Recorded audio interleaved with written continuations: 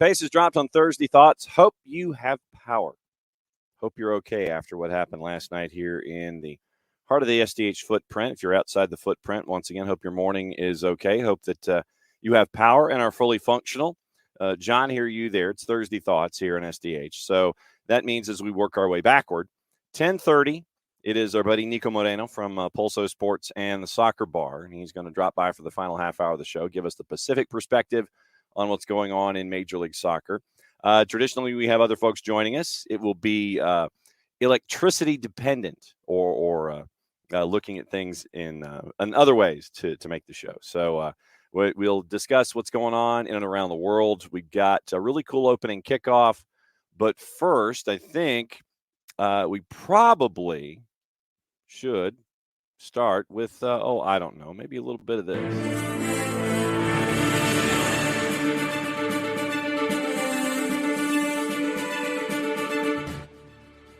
You were up at 7:15 this morning and had your social medias up.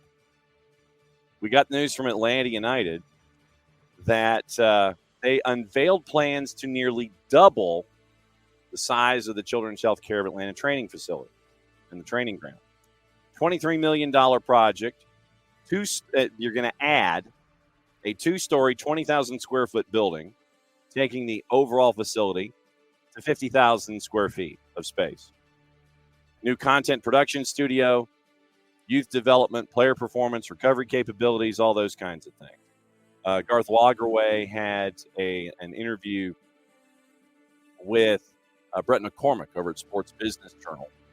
And he said that it is a statement of intent. On a real basic level, almost doubling the size of the training center. That itself is a nod to this is what is required. We are investing in an MLS that is rapidly improving. Total investment in the property will go up to $85 million. $85 million on the property. And construction is set to begin this summer, and it's set to take about a year. I think it'll be summer of 2025.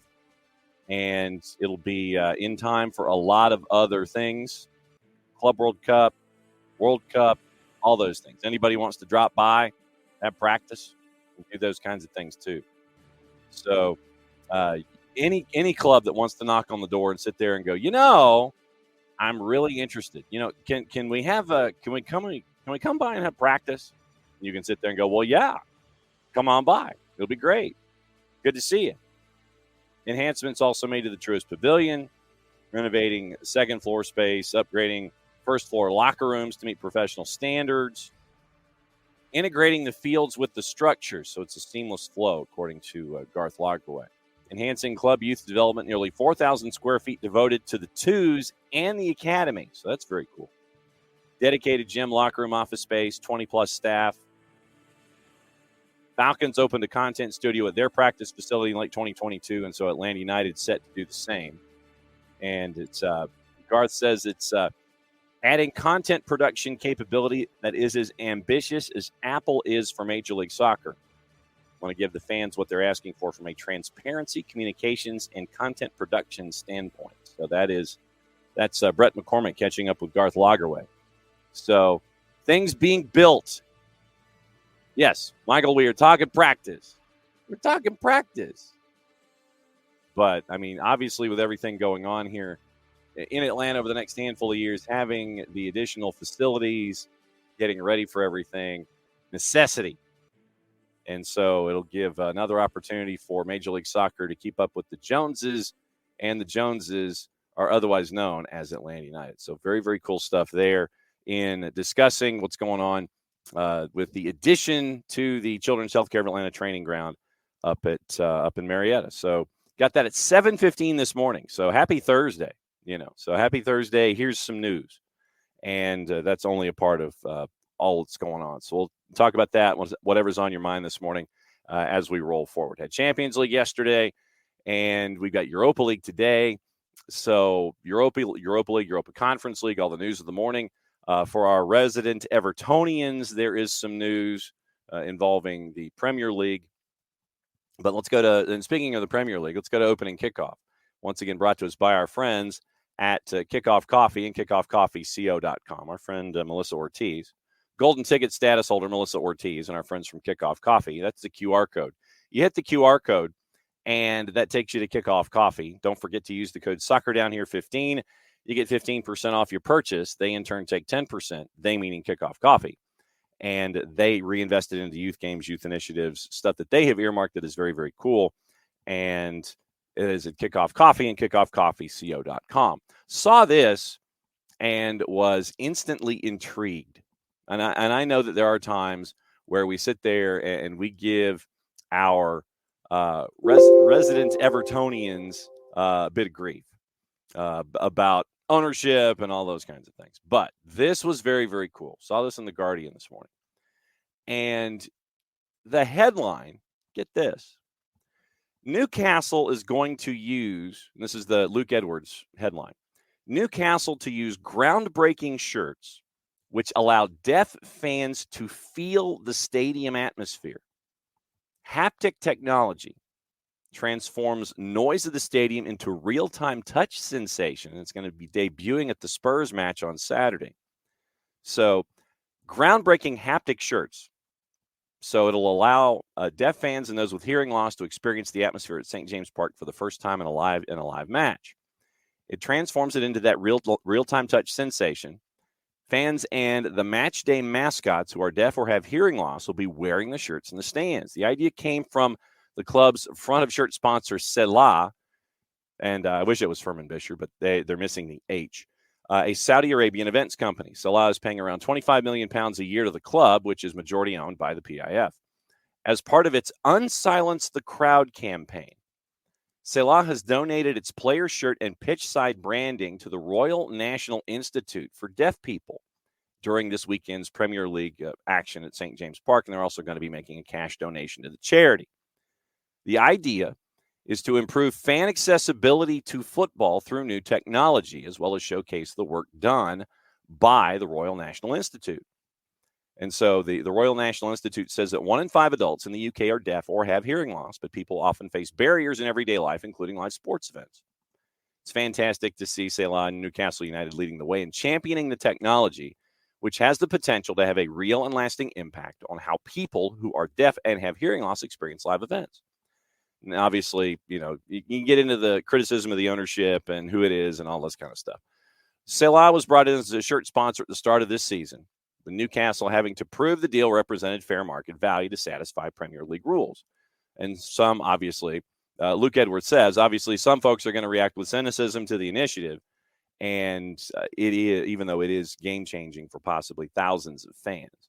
So, initiative embraced by the Newcastle hierarchy, and they got a quote from Peter Silverstone in there, but very, very cool. I mean, when I saw this, I was like, okay, haptic technology.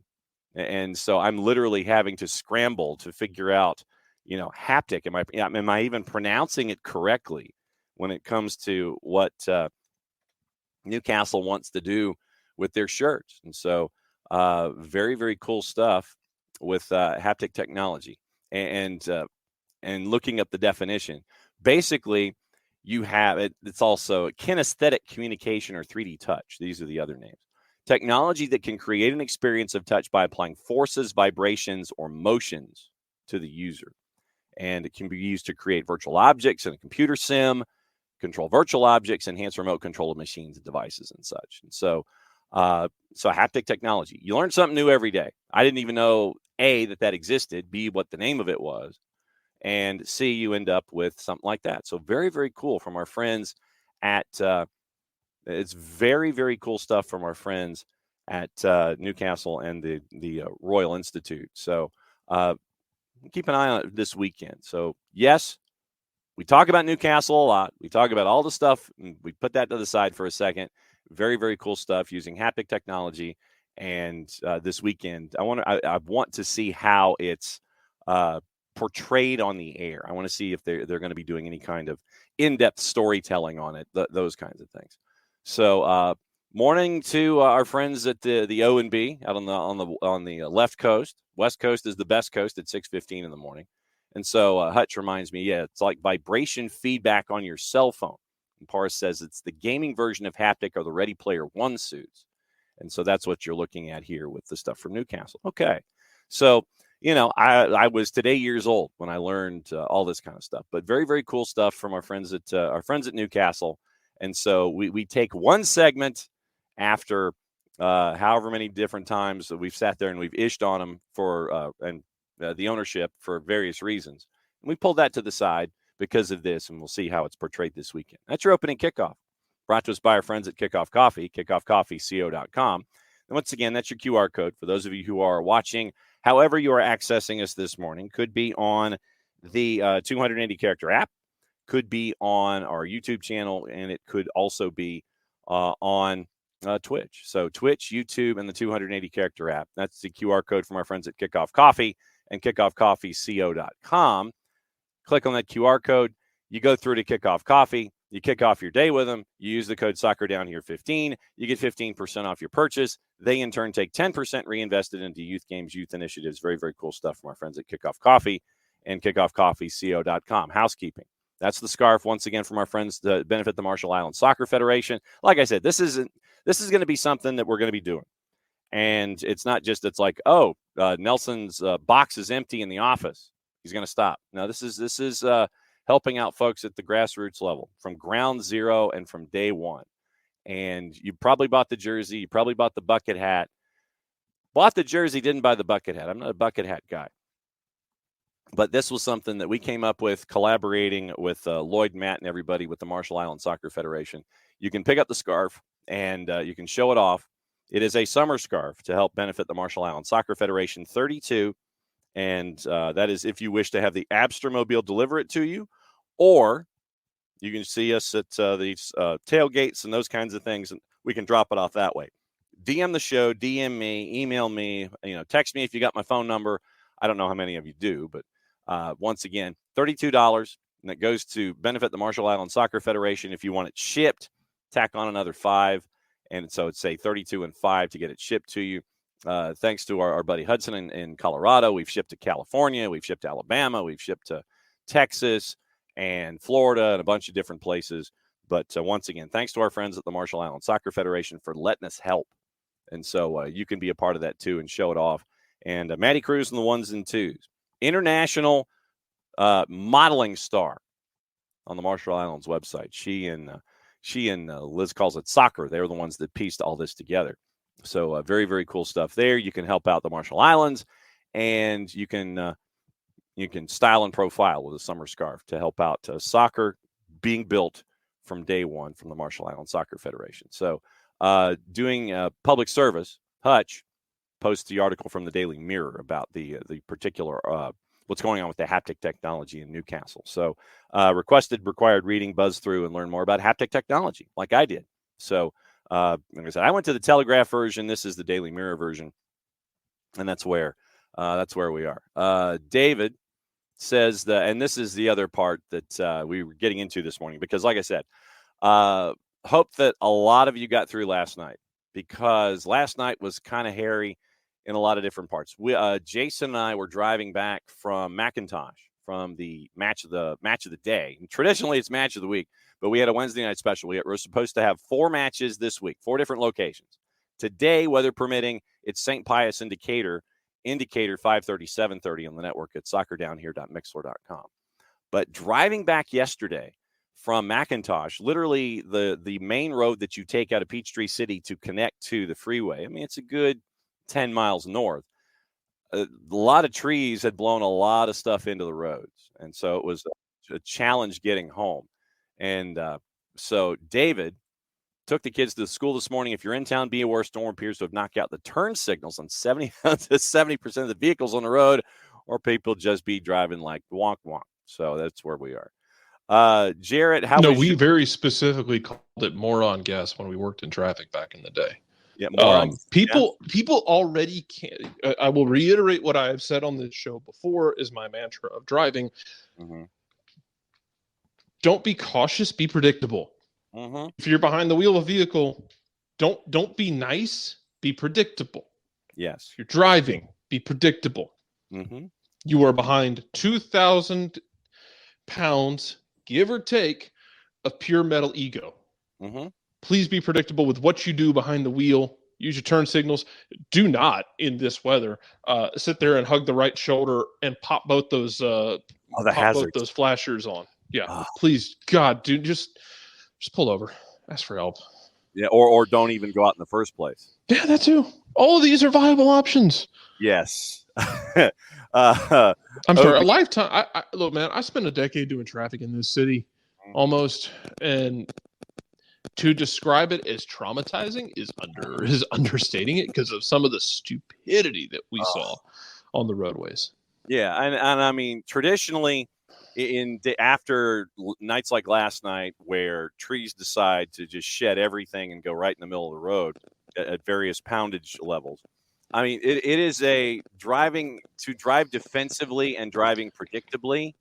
Yeah, it's not that hard. Yeah, you got to think for yourself and everybody else. And then that way, we all get through it in one piece.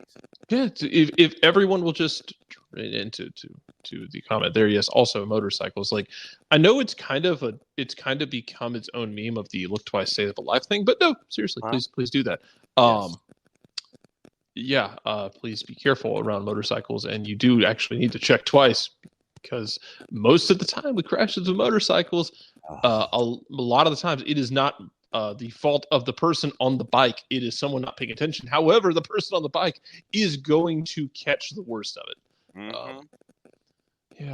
Also, I don't know. It was, man, the weather was wild though last night. How about that weather, folks? Oh my God. Yeah, I mean, like I said, we were calling the match down at McIntosh, and the wind changes direction, I think at least 3 separate times. Mm-hmm. We had one lightning flash 15 miles away. Didn't get any closer to us, so we didn't have any delays in the game or anything. But yeah, I mean, on the turf surface at McIntosh, you had puddles at the corner flags, and full credit to both Druid Hills and McIntosh for slogging through it. And did anybody get hurt? Not through meteorological means. No. That's that. Okay, that I can live with. Like, you get hurt playing the game. That's one thing. I just want to make sure like nobody's going to dislocate a knee because their foot gave out because the surface was Passchendaele. Yeah, no, it was a great surface at McIntosh, but of course, naturally toward the end of the broadcast, and toward the end of the broadcast, you end up with the wind blowing the rain into the press box. Yeah. And so trying to call a match, Jason's trying to call the match through plexi and about an inch opening where hopefully the wind and the water isn't there. And so it was a bit of an adventure with it in the second half late. Color me shocked. Yeah, well. And so, like I said, weather permitting today, St. Pius at Decatur 5:30 and 7:30 as the last week of the regular season has 2 more days attached to it. So we'll see what happens there. Led off with the breaking news with the training facility and the expansion there needed. And I initially thought that it was going to be, if they were going to expand, it was going to be down the road, closer, on the other side of the apartment complexes and things like that, where there was space that's just kind of there that's used for parking for parks and things. But no, it's going to be on the premises and on the property. And this is something that you're going to see, I think, with other facilities as well, because now you're in a situation with the expansion of U.S. soccer in the Atlanta area. I think it gets very easy to just keep expanding things out. Because U.S. soccer is going to be on the south side. They're going to be making waves. Now you have a chance to expand things as well. And it's also going to hit other facilities and other clubs in the United States. They'll expand their training grounds, which is great. It's what you want to see. You want to see them with a chance to get bigger, to get better, to get more, to get better funding, to become more fun, to have nicer facilities. And this, especially when you look at the timeline here, now you put Atlanta United's training facility in a great situation to be one of the go-tos for the World Cup when they're here, and you're expanding out your facilities for your academy teams, your second teams. I know we've seen a lot of hubbub recently, and I don't know what's confirmed and what's not, so we're not going to pretend like we know. Right. about the expansion or not expansions, I shouldn't say, about changes to MLS Next Pro for next season. Right. But you do have to account for the fact that, like, you need to expand the profile of that entire league. Mm-hmm. Like, it has to happen. Yeah. You want it to become a bigger and better thing. Well, when you want those kind of things, it takes money. It takes investment. And you're getting that. And you're seeing right now this season in MLS Next Pro, you're seeing clubs that are changing locations. It's like Los Dos is out in Ventura County, and so they're going away from being where their parent clubs are, trying to expand footprints. But with the twos here, you have the chance to almost reinforce where you are with your identity. Yeah, and I haven't seen, I haven't seen anything in the notes about the showcase stadium at the train. If you've ever been to Atlanta United's training ground, or you can see it in the video that they posted on socials, there's the showcase stadium. It's a stadium that's kind of in the ground that has some seating. The seat colors occasionally get a little colorful, and it gives me like PTSD to Silverback State Park. Yeah. There's just something about Silverbacks Park that will just traumatize you beyond all recognition. It's not safe for everyone, but I haven't seen anything specifically if you're going to expand that part out yet. Yeah. But if you do, then you run the potential of being able to play more there. If you can get depending on what you want to do, you could potentially be in a situation where you can put the hardware in place at that facility, so you can start doing more high quality broadcasts. Yep. For academy games, for twos games, building number 2. That's what they're looking at. Yeah, for anything that you want to do, you have the potential to expand all of that out, and it's very exciting. Haven't seen anything about like new teams. No, Ricky, we haven't seen that. No, we have not. But once again, I know especially after this last weekend. Anything that happens with this club and expansion is going to trigger excitement. Yes. It's called excitement. Yes. It's anything involving expansion with property is going to involve speculation involving expansion and other things. But I hope this is one of those things that it pushes other clubs to do the same thing, to expand more. There's a lot of really good training facilities around this country. Mm-hmm. Make them better. Yeah, I mean, that's not to say that they're not bad. They're great facilities. Make them even better, Yeah.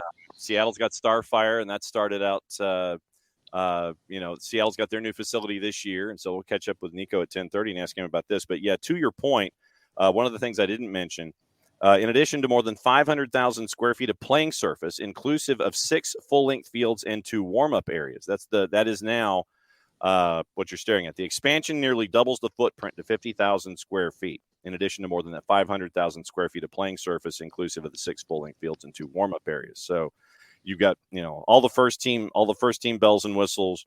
You've got the stuff involving the 2-floor expansion with the twos getting dedicated space, the academy getting dedicated space. And so that way you're not sitting there and trying to, let's see. The academy and the twos can have the weight room from 6:45 to 6:48 in the morning. One of those kinds of things. You get to actually make sure that everybody has their own space, does their own thing, and it was pretty wild. Yeah, it makes too much sense, and that they're getting after that and doing that. But yeah, and Michael, it's very exciting. We are going to talk about CONCACAF Hemispheric Extravaganza last night. Yep, Michael says, didn't see the match, but apparently Messi and friends aged about 5 years, according to some reports. It was Brandon Vasquez taking advantage of an oopsie from Drake Callender. It wasn't pretty if you were a fan of Messi and friends last night. And it was Jordi Alba losing his cool and ended up with 2 yellows, I think, in about a 4-minute period when they were trailing in a large margin. And so, Alba at one point, his first yellow came, and in the coming 2, he ended up putting his hand around a Monterrey player's throat. And to be fair, that happens a lot in USA Mexico games, and we rarely ever see it given through a card. So I understand people in Miami having issues with him being sent off for that, because we have watched plenty of players from Mexico, both club and national team, put their hands around American players' throats, and nothing happened because we want to keep everyone on the field. We got screw that. That was the first yellow. I mean, that literally was his first yellow, and then 4 minutes later, he goes stud stomp on a Monterrey player's left ankle, and then that was it. And Jordi Alba was gesticulating wildly and going, Dude, we've seen that. The thing is, we've seen that given with like literally no card at all. Is my thing. Yeah, and scorecard says he saw the highlights, and Luis Suarez made a money sign to the ref and got a yellow. Look, if you're gonna get a yellow, go earn the damn thing. This is like the philosophy of like, oh, he got a personal foul. Did he earn it? Oh, absolutely, 110%. Get your money's worth. Yeah, like he bruised that man's sternum. He's not going to be able to breathe right for 3 weeks. He earned it.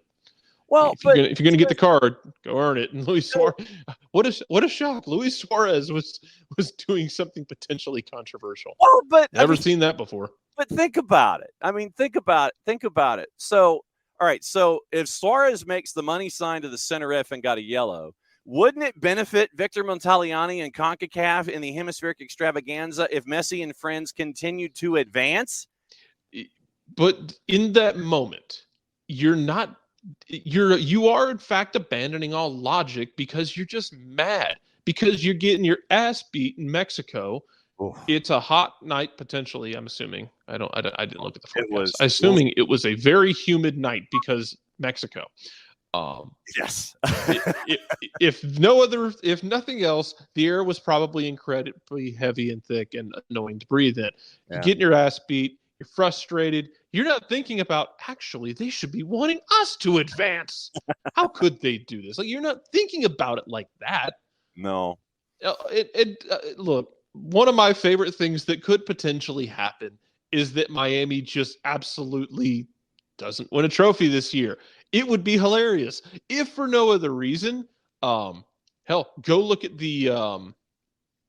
like the polls that they did for the MLS leadership on the Athletic, where they're like, yeah, Miami's going to win this, that, the other. Like, they're going to pick Miami to win something until they don't, which is going to make it even funnier if they don't win something. Yes. I need to be amused. I am a simple human. I would have had far too much fun at the gladiatorial arenas being amused like a circus animal. Staring at the lions and rooting for them. Jason? Yes. Good morning. And we know that you are, how do we say this?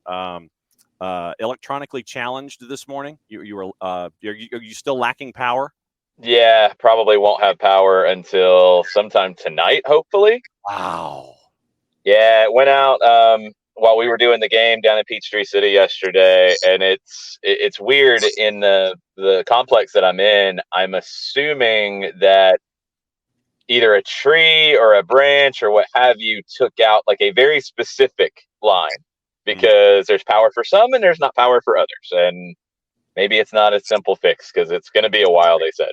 Well, yeah, and you got to get in the queue too. So it'd be like serving number 37. Oh, it's this house in an apartment complex somewhere. So you got to wait for your number to be served. Before we get into all the other things, when you came in, we were discussing what happened last night in the CONCACAF Champions Cup, where it was a long night for the Herons in Monterrey. Well, without power, I have not had a chance to catch up on this match, but I am not surprised.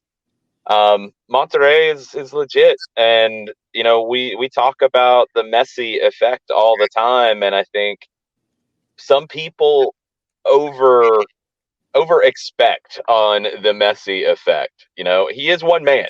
He's not Superman, even though he plays like it sometimes. Yes. So that team, as it's fully constructed, is not really at the same level as a Monterrey to my mind. I think Monterrey might not have a Messi, but they have more balance.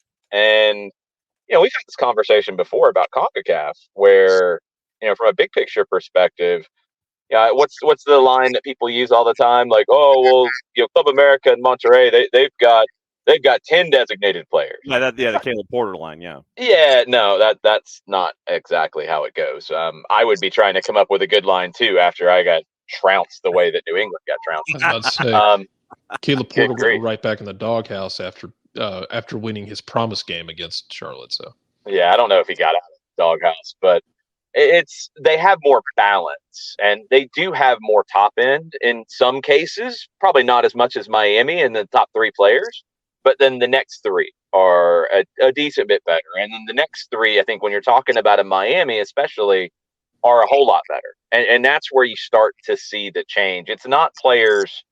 Honestly, to me, across the board, it's not players 1 through 6 generally. It's more of players 6 through 14 where you're seeing that difference. And look, the proposed rules that are on the table that might take effect for Major League Soccer in mid-season start to address a little bit of that. They can create a little more flexibility for teams to be stronger throughout the middle as well as the top end, and have a few different ways to construct how they want. But to me, the biggest thing that's going to need to change when we talk about CONCACAF is you're going to have to see more teams be able to develop good talent within their academies. Mm-hmm. I think the easy fix that everybody's going to point to is just spend more money. And yes, the league needs to spend more money, and they will.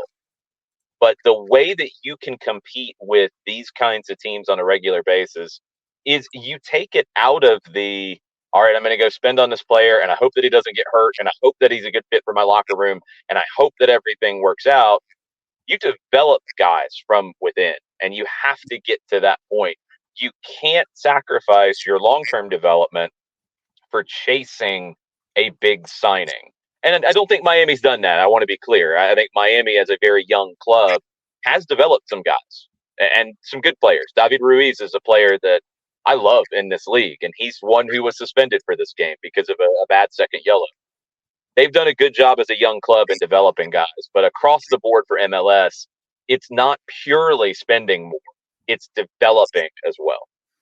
Yeah, so before we get into Training Ground and She Believes and NYC and Philly, since we've gone down this road with you, the proposed ideas, you have the possibility, or the option to have 3 DPs, 3 U22s, or 2 and 4, and you get $2 million in GAM. So the option is there either way. Yep. The idea also that you get the second get out of jail free card with a player. You sit there and it's like, nope. And you go from 1 to 2. This was a bad idea. Then you can jettison 2 instead of 1. And then the other notions. When you looked at these 3 basic tenets that were brought to the table that were approved by the BOG, but still have to be approved, obviously, by the Players Association. You mentioned one, but what do you think about the others?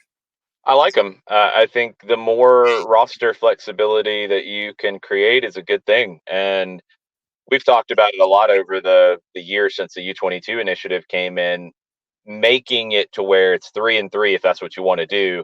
That's a good thing because that's increasing the spending across the board. I like the flexibility if teams don't want to go with 3 designated players. Okay, you can get in an additional U22 player. If that suits your strategy, okay, cool. And you get some extra GAM, which gives you basically another good player in the middle of that roster that you can go get if you want to go that way. Or you can go with 3 and 3. You've got flexibility. I like the ability in a cap league specifically to be able to get out of contracts, whether it's due to injury, due to bad fit, what have you. I like where they're headed. And I know everybody's going to say more. I get it. I understand. But you can't do that in midseason. Midseason, you can do these kinds of moves. More is going to take a longer conversation with the MLS Players Association. And they need to be on board with this. Yes. They really need to be on board with this because it will serve their current members. I don't want to see the MLSPA be maybe lukewarm on these kinds of things because then new people would be coming into the league that might hurt some of their existing members. People might get replaced. If you go and upgrade talent, there's going to be guys who are not at that level and are going to get bumped. Mm-hmm. For the good of the game, it has to be across the board that we invest more in the talent in this league. But like I said at the beginning, that cannot be totally at the expense of developing your own talent, because that's the game changer for teams, in my opinion. You're going to miss on some signings. Yeah. You're going to miss on bringing guys in. You can control to a point, and I think you can control it a lot more than your random signings. You can control your development process, and that's something they're going to have to do right. All right, Jared, on the rundown, where do you want to go next? I don't know. Just being on top of things. You got training facility. Yeah, let's talk training facility, because we just got done talking about that, and the changes to the training facility, the investment that's incoming, and hopefully more clubs do the same and start investing in building up their training grounds, and we end up with even more world-class facilities in this country. Yeah, I think they have been. I think Atlanta was ahead of the curve on this and building a very top level training facility that would be suitable in really any country in the world. And you've seen others follow suit. I think New England is the prime example of a club that has followed Atlanta's lead. And look, maybe that's Arthur Blank making sure that Robert Kraft knows, hey, I've got a soccer team. I should probably invest in it, because they have. And that's a good thing. And I think Arthur has shown that if you invest and you do things properly, you're going to get a return on your investment. And it has to be seen as an investment. I think at times we just look at it like, it's just spending. No, it's an investment. And in this case, this is going to be an investment across quite a few different areas of the club. You're going to be able to more comfortably have teams come in and train there and not disrupt the first team, because you'll have the extra space. You're going to be able to, have more for your second team, more for your academy, more dedicated spaces inside to allow guys to recover better. You're going to have the classroom kind of space for the academy kids, but also to be able to sit down and do more video analysis with players on the first and second team. It's big across the board. And in the studio space, I mean, this is a club that has already invested a lot in terms of digital. And I think you've seen that return on investment. The fan base has. I think the sponsors have as well. And you're going to be able to do even more now, having that dedicated studio space inside the building. Yeah, I have these visions now of you and the Hoff a couple of years in the new studio space, going completely and totally more off the rails than you do now. Well, I mean, we're kind of liking doing these shoots out in the wild and getting creative with it. The one this week should be very entertaining if it comes out the way that I think it did from our shoot yesterday. It's fun and doing that stuff, like, and being able to be creative with it and have fun with it. I hope it comes off to the fan base and they enjoy it as well. I mean, that's the whole goal. But when you give these very talented, basically filmmakers, more toys to work with and more space to work in, I think you're going to get some gold out of it. Yeah, I just have this vision of the two of you with green screens and motion technology and these kinds of things, superhero kind of deals. I'm looking forward to it. So, and they say just give Jason a Marvel green screen. Oh, that'd be fantastic. If we have a green screen, things could get really out of hand. Yes. Really, really out of hand. And they're saying that's the point. They're saying it's going to take a year. That they said it should be ready by summer of 25. So looking forward to that. Have you even had the chance to recover from your She Believes Saturday yet? I was telling Joe yesterday as we were talking about it. I don't know if I'm weird in this way or if this is normal, but I almost felt like a delayed reaction to tiredness. Mm-hmm.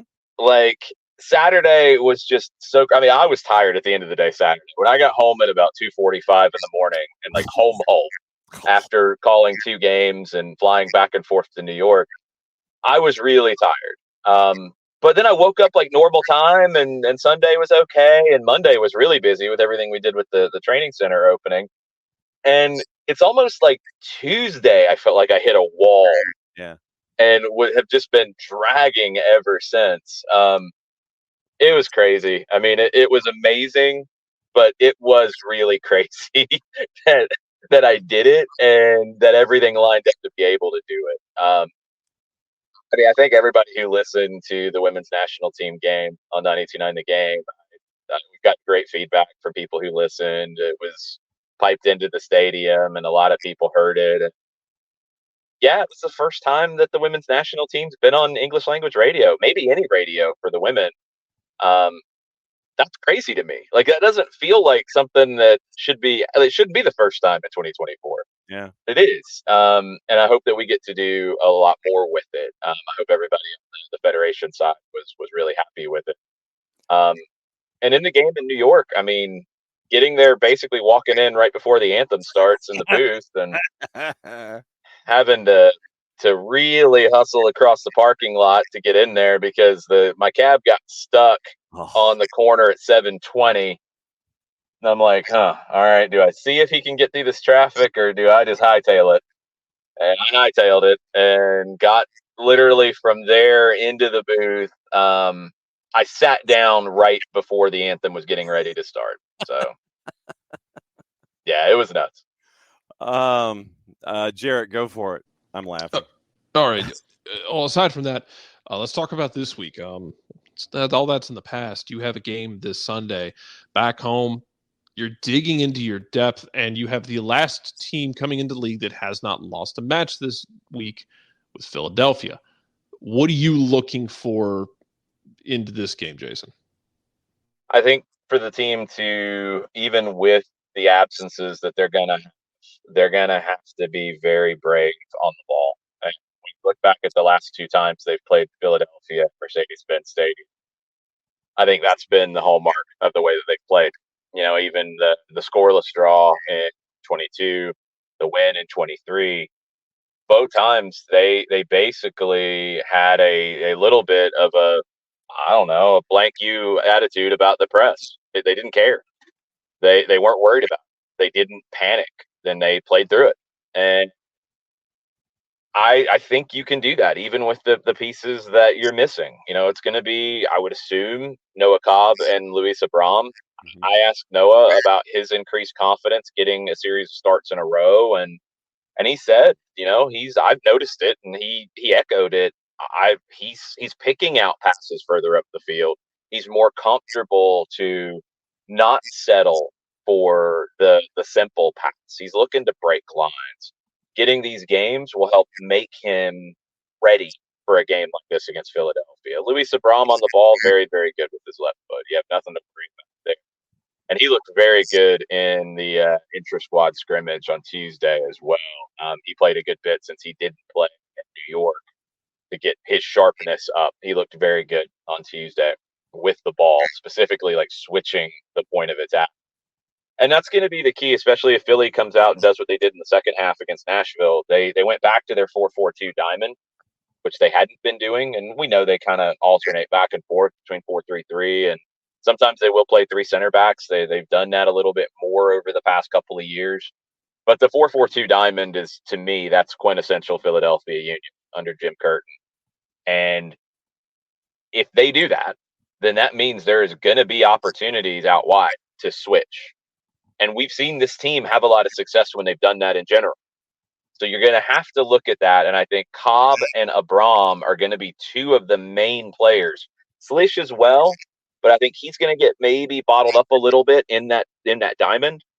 If Cobb and Abram can hit the big switches to the opposite wings or fullbacks, especially with Lennon getting up high, Atlanta can open Philadelphia up.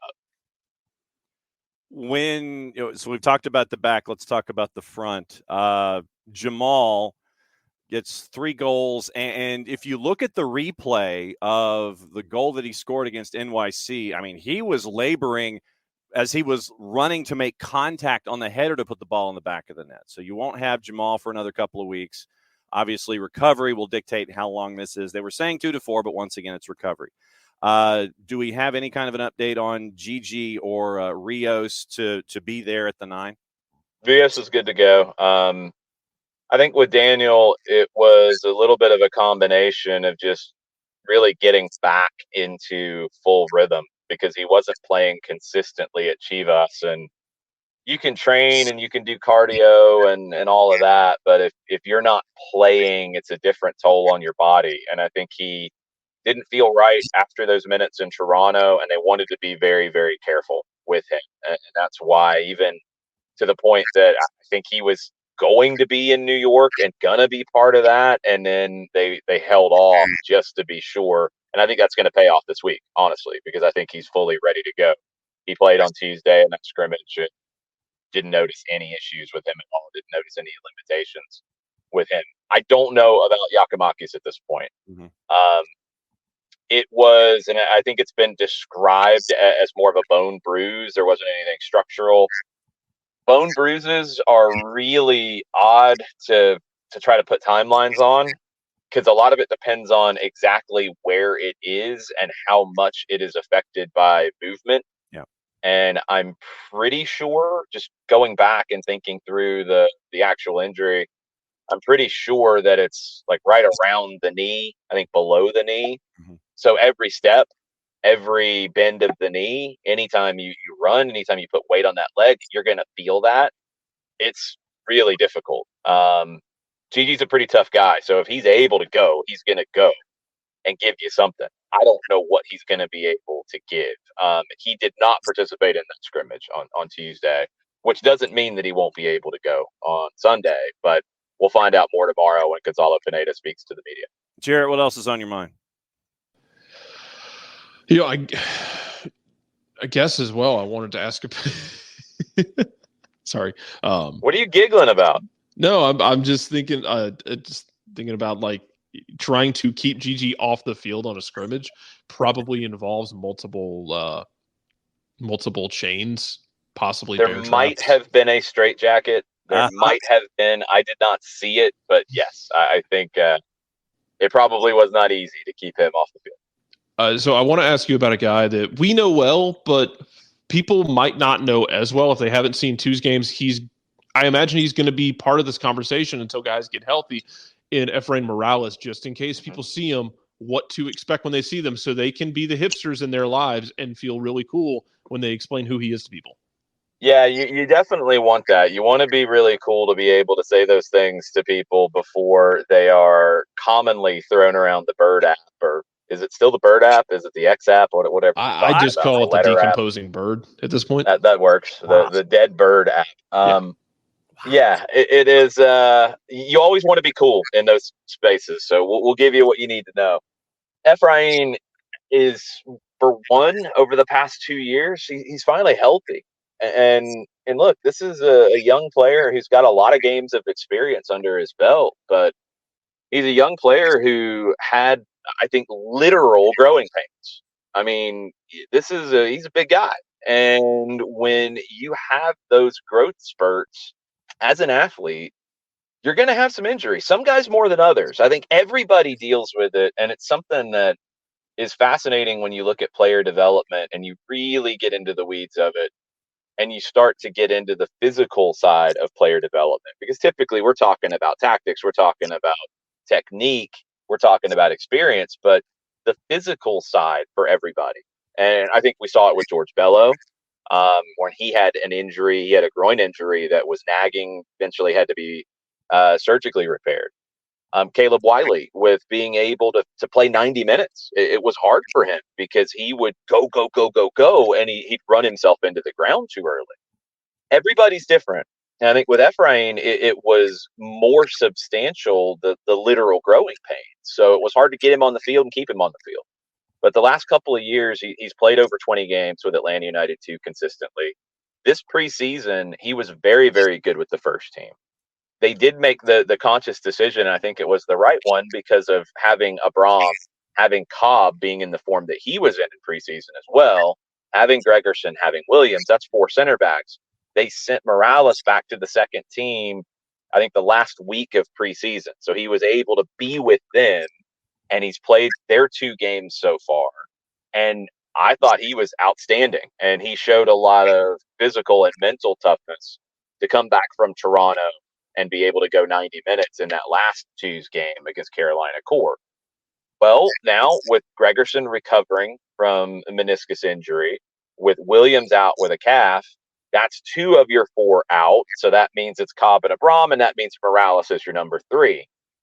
It also means if he doesn't play on Sunday, he's probably going to play on Monday. Yep. And be ready to go for Atlanta United too, because he needs to get those games and be able to keep developing.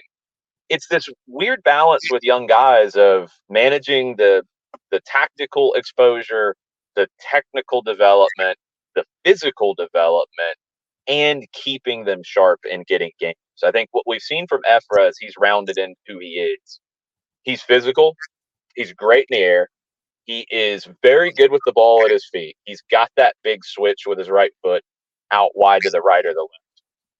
And I think what I'm starting to notice that I didn't see in the past is a little bit of a mean streak. And that's good. It's an intimidation factor. And it's something that I think he has started to grow into. He's going to be bigger than a lot of guys he's going up against. And he's learning how to use that effectively. And that's a good spot to be in for a ball-playing center back.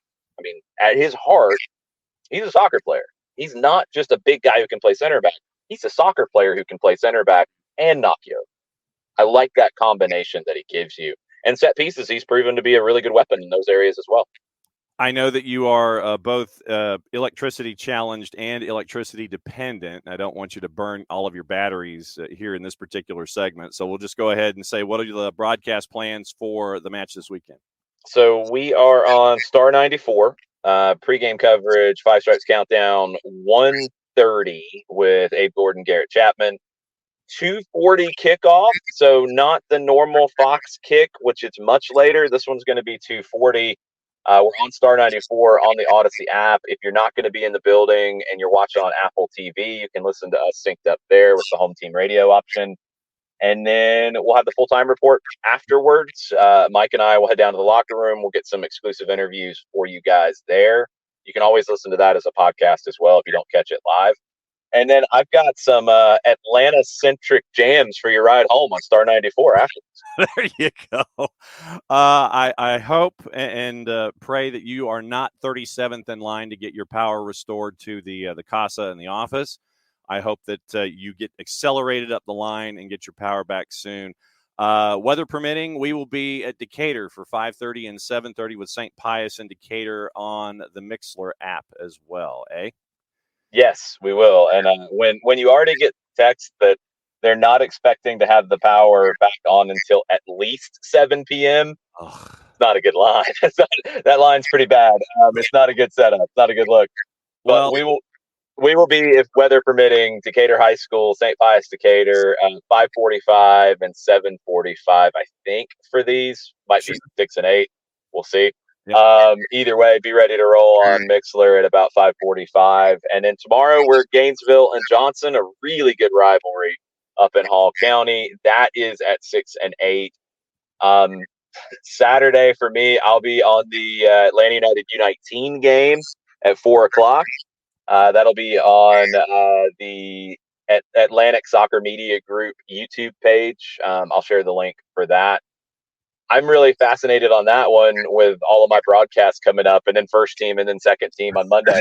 I'm going to get to see the whole gamut Saturday, Sunday, Monday. You mentioned the injuries, like it is a knock-on effect. So you're going to see Morales, for example, on the bench with the first team on Sunday.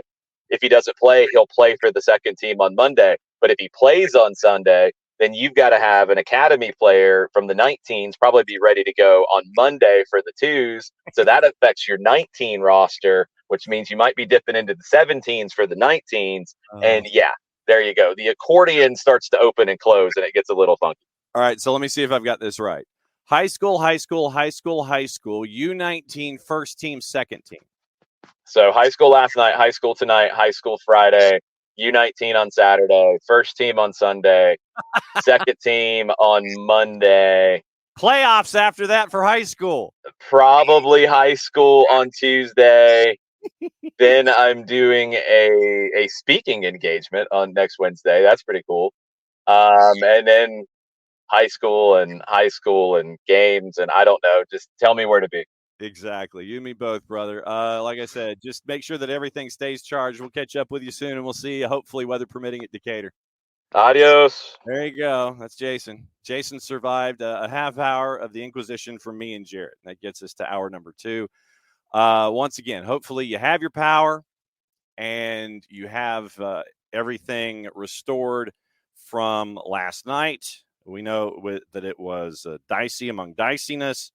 And so, like I said, weather permitting. And thank you, KFC, for bookmarking the Mixlr page. That's probably the way to go about it. This is the full handle. Basically, go to Mixlr, mixlr.com.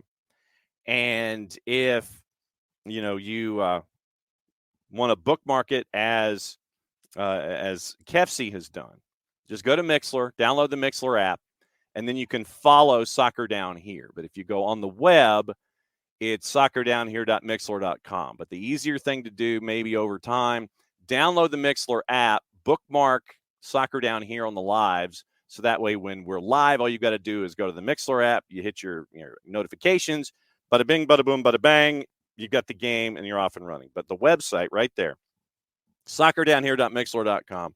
They've been great this season for all of our lives. But yeah, the next little bit for us at the network is the 4 matches, weather permitting, with high school this week. And then obviously Jason gets the U19s. I might go up and just see the U19s on Saturday. First team on Sunday, second team on Monday. That'll be on the network. And then high school starts with their playoffs.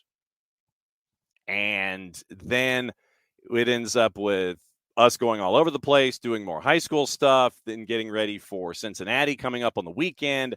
So odds are pretty stout that there's going to be a match of some degree on the network 5 to 6 days a week for the next couple of weeks because of high school and the twos and all that kind of stuff. But yeah, right there, soccerdownhere.mixlr.com. Easiest thing to do is just download the Mixlr app, and then that way you can go, okay, boom, click, boom, and then you're good to go. So do that. Download the Mixlr app, and you can get everything squared away that way. All right, hour number 2. Actually, let me show you. I've actually downloaded the Mixlr app, and I actually did it, and it succeeded. So here, let me show you what it looks like. So Mixlr right there, and right there is what it looks like. Mixlr app right there. So let me get it out of the reflection of the key light. But yeah, right there, soccerdownhere.mixlr.com. That's what it looks like on the Mixlr app. So boys and girls, Pius and Decatur, weather permitting today, because I've seen forecasts where it's supposed to be rain and thunderstorms and 72 and all this kind of stuff. But that's where we are. All right. So apparently KFC has said that, Hutch needs more coffee. You read that as somewhere down here. Well, that's honestly, Hutch, you're probably not too far off. We are somewhere down here every single day. We start off here in the studio, and then we're out, calling matches and going all over the place. So all of that. So there you go. All right. Hour number 2. And we got stuff in the Premier League. Niko Moreno joining us at bottom of the hour, last half hour of the show. And we can get through everything from the Pacific perspective, run through the juice boxes, and get ready for the matchups this weekend from Niko's perspective. Tomorrow, efforting an interview with our friends at Carolina Core as they get ready for MLS Next Pro. If we can catch up with them in time, we'll run it in tomorrow's show. Otherwise, we'll run it independently, post it to the app as a 1v1 to get everybody updated. Obviously, also, we get to hear from Ian Cameron, and if we get sound from Coach Cameron, we'll run that tomorrow as well. Our friends from Beyond Goals at 9:30, and then 10 o'clock weekend whip around, patent pending, trademark coming sooner, hopefully rather than later. That's your Friday. And then we race up to Bobby Gruen Field in City Park, and we get to keep an eye on Johnson, Gainesville, and Gainesville. KFC, yes, you do need more kickoff coffee. We all need more kickoff coffee. By the way, since you said you need more kickoff coffee, how about I do this to help you out right there? There you go. There's your QR code. Once again, for those of you who are watching, you can hit that QR code. You can get you to Kickoff Coffee. Don't forget to use the code SoccerDownHere15, KFC, and you get 15% off your purchase. So there you go. Hour number 2. We got some stuff in the Premier League to talk about.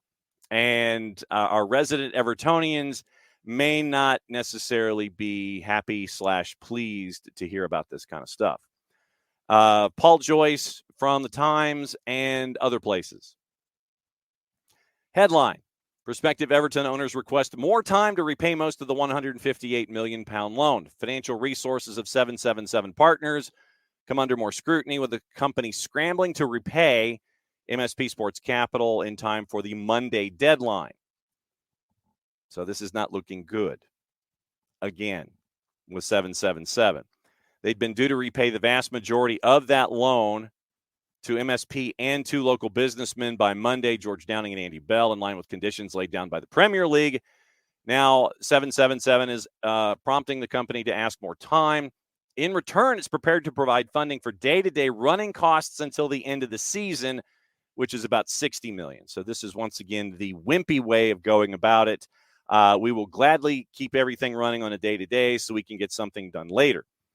And they struck the deal, remember, to buy Farhad Mashiri's 94% stake. They've loaned about $180 million to cover monthly payroll expenses and costs toward the club's new stadium at Bramley-Moore Dock. The bridging finance would take the commitment to closer to $240 million, but it remains to be seen whether the source of the $180 million has been exhausted, which would then raise questions of where that $60 million would come from. And remember, we've done stories in the past, and we caught up with our friends at Josimar Football, and the interest rates that 777 has been given in the past so they can have capital to function have been astronomical. North of 25%, north of 30% in some instances. But that's what they have taken to continue to stay afloat with some of their other elements and resources and offshoots of their company. Premier League said last month it was minded, in quotation marks, to approve the takeover, subject to, with conditions, deadline of April 15th for the repayment of the loan being one of those conditions. Other conditions for 777 include turning their loans into equity. Downing and Bell, who are the security agents for Bramley-Moore Dock, owed about $50 million, MSP due to about $80. Mashiri contributed to the loan, not known whether MSP, Downing, and Bell will grant the request. It's like, no, we want our money, or, yeah, we'll give you more time. What's in it for us? Because you don't just sit there and say, yeah, we'll check off on this idea. No, it's what's in it for us. Everton and 777's reps had been confident of meeting the deadline. Now they're not. Renewed uncertainty once again. Everton docked another 2 points.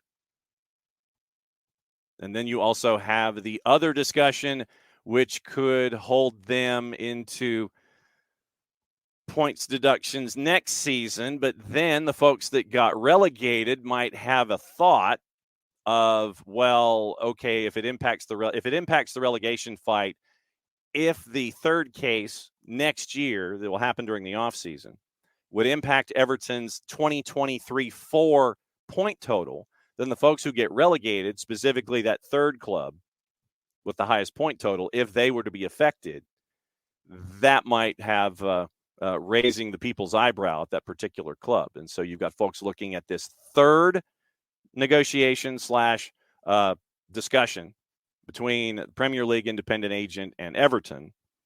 That happens during the offseason. If Everton is up and a points deduction wouldn't impact anything, you might not get a stink.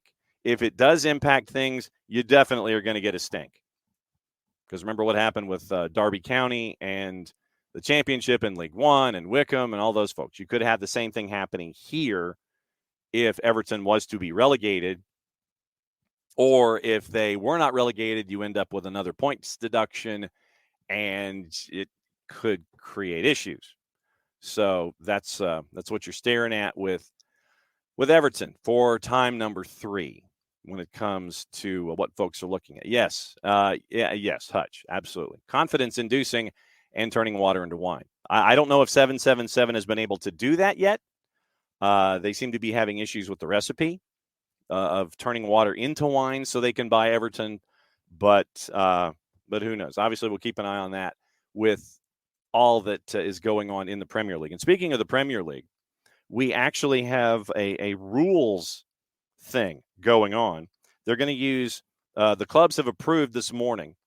They have approved the use of offside technology.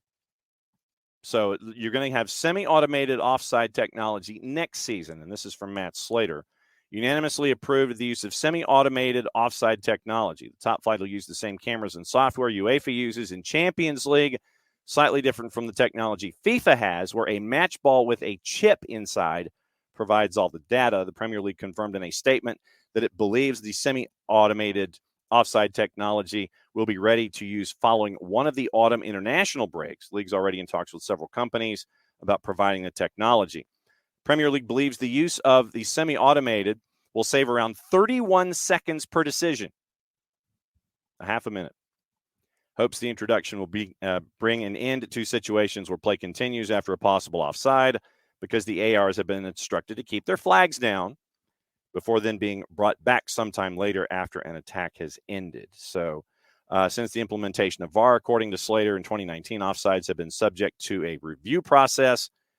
VAR manually calibrating offside lines with freeze frames of when the ball last touched an attacker and all of that. So Premier League came out with a statement, and it was 3 sentences long.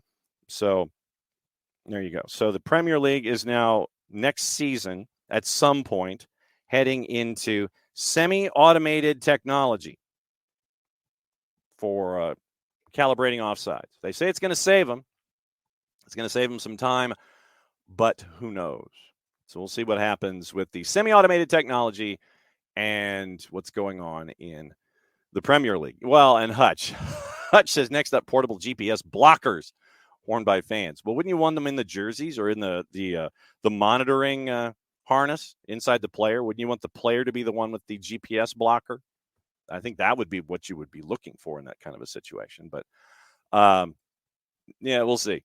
So yeah, last night, no real concerns if you are a fan of Pachuca. Pachuca handled Herediano to advance. And yeah, Monterrey last night, Brandon Vasquez scores in the 31st minute.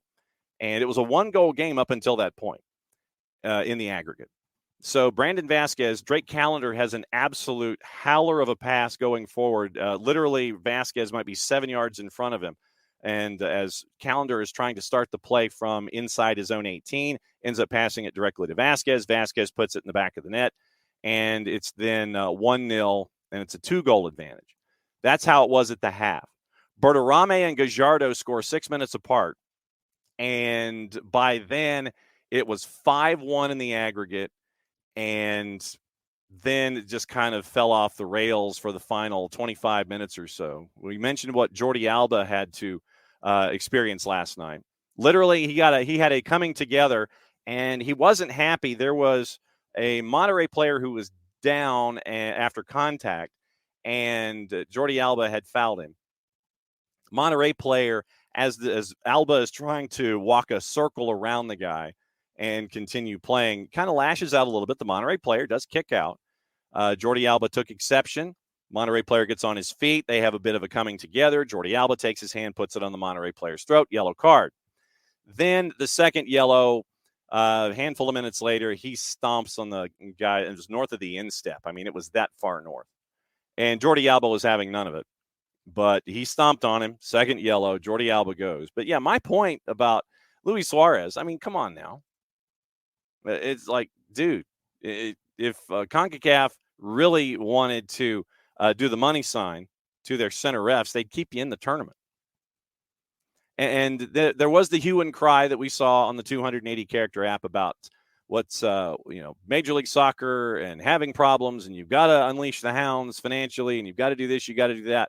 Dave Denholm made the point on the play-by-play voice for LAFC. Made the point after Inter Miami loses to Monterrey publicly. It's like, did you not see what happened the night before with Crew and their win over Tigres?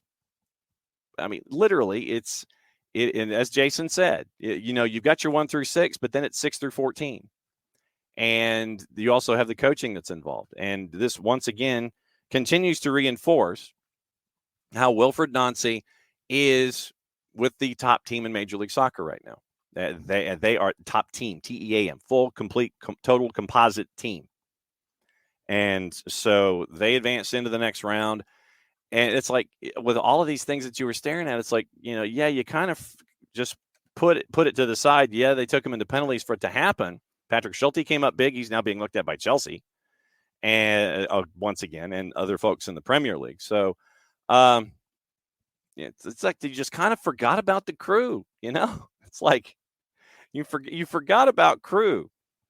And so on the left-hand side, you're going to have in the semis Pachuca and Club America. The right-hand side, it is Crew and Monterrey. So in a way, you do get hell is real in a roundabout way, because Brandon Vasquez going up against Columbus Crew all over again.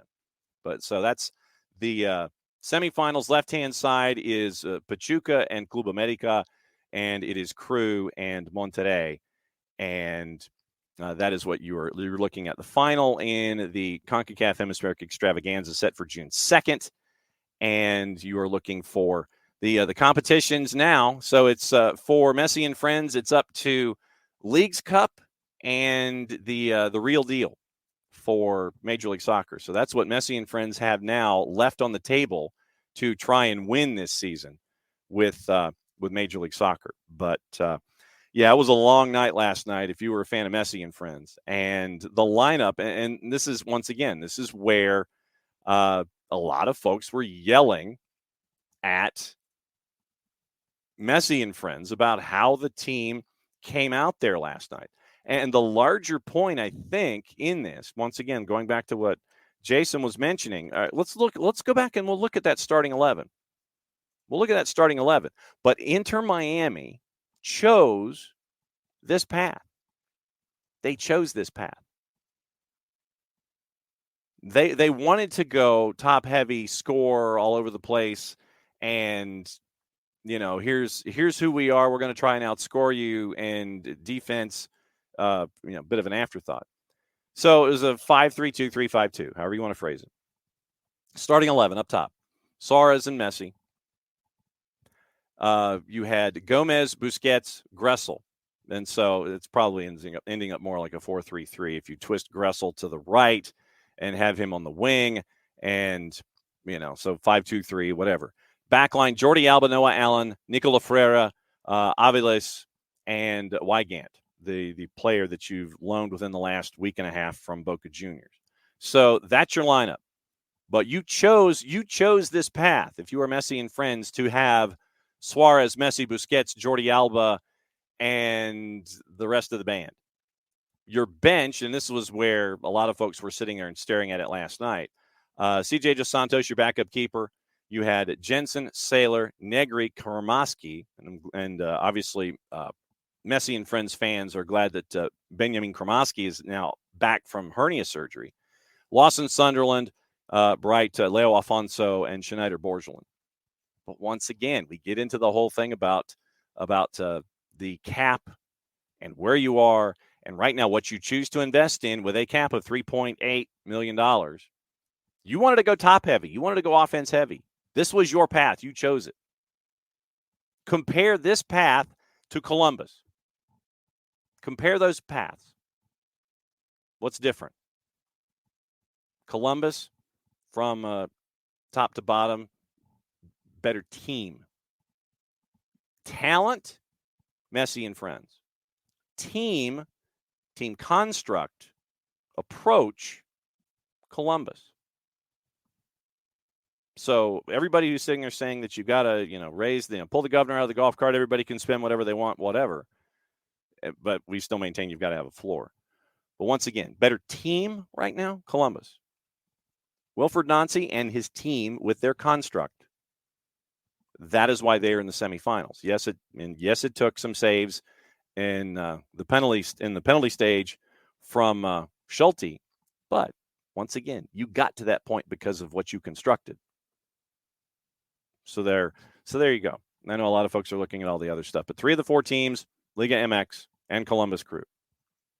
Like I said, we'll catch up with Niko coming up in about 10 or 15 minutes, and we'll get his thoughts on Messi and Friends in the week that was, and get you ready for the weekend that will be. Whatever's on your mind, Thursday thoughts.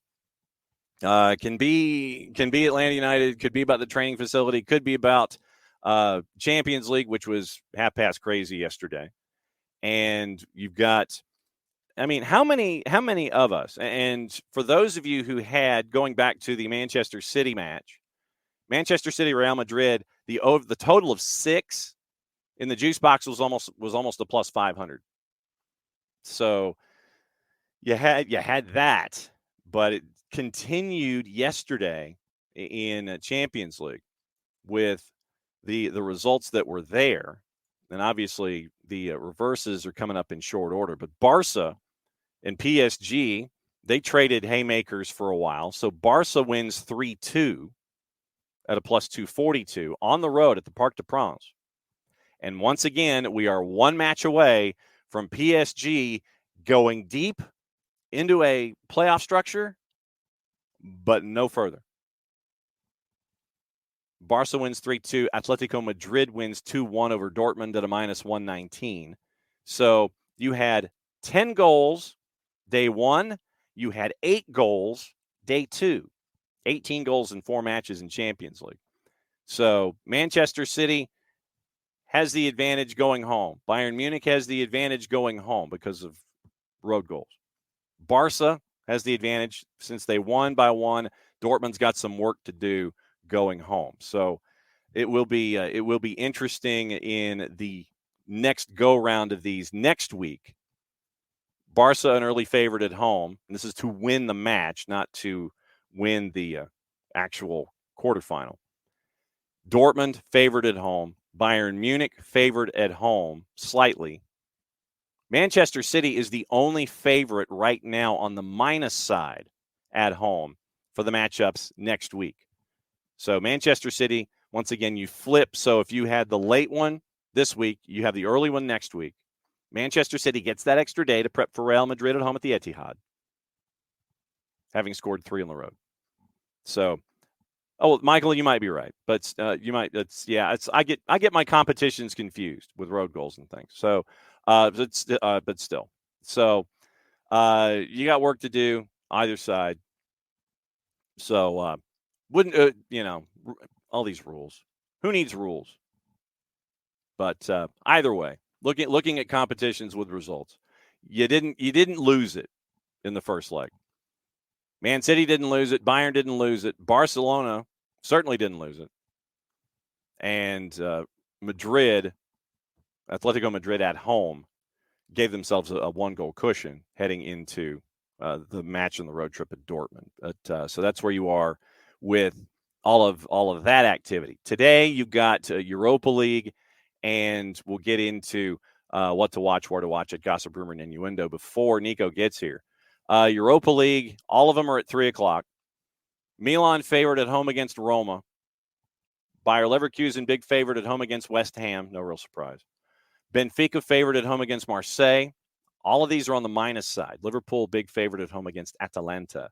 And those playoffs would continue a week from today when you look at Europa League. Europa Conference League, these are the ones that you end up with at 12:45 and at 3 o'clock. You get 2 at 12:45. Olympiacos, slight favorite at home against Fenerbahce. News about Fenerbahce. I don't know if you guys saw this with the Turkish Super Cup final. We'll get into that since Fenerbahce got mentioned. Victoria Pilsen, underdog at home against Fiorentina. Those are at 12:45. 3 o'clock, Villa hosting Lille on the minus side at 1:45, and Club Brugge at a minus 106. They are a favorite against PAOK Salonika at a plus 282. Did you see this with the Turkish Super Cup final? This was wild. You've got clubs that are just mad in general, and you end up with the Turkish Super League final, and you end up with a team that just kind of wandered off. It's just you wandered off in the competition because of scheduling conflicts and wanting things pushed back. They'd been pushed back more than once. You were like, nope. So Galatasaray ends up taking the Super Cup final. Fenerbahce conceded, basically. They fielded a U19 team in protest.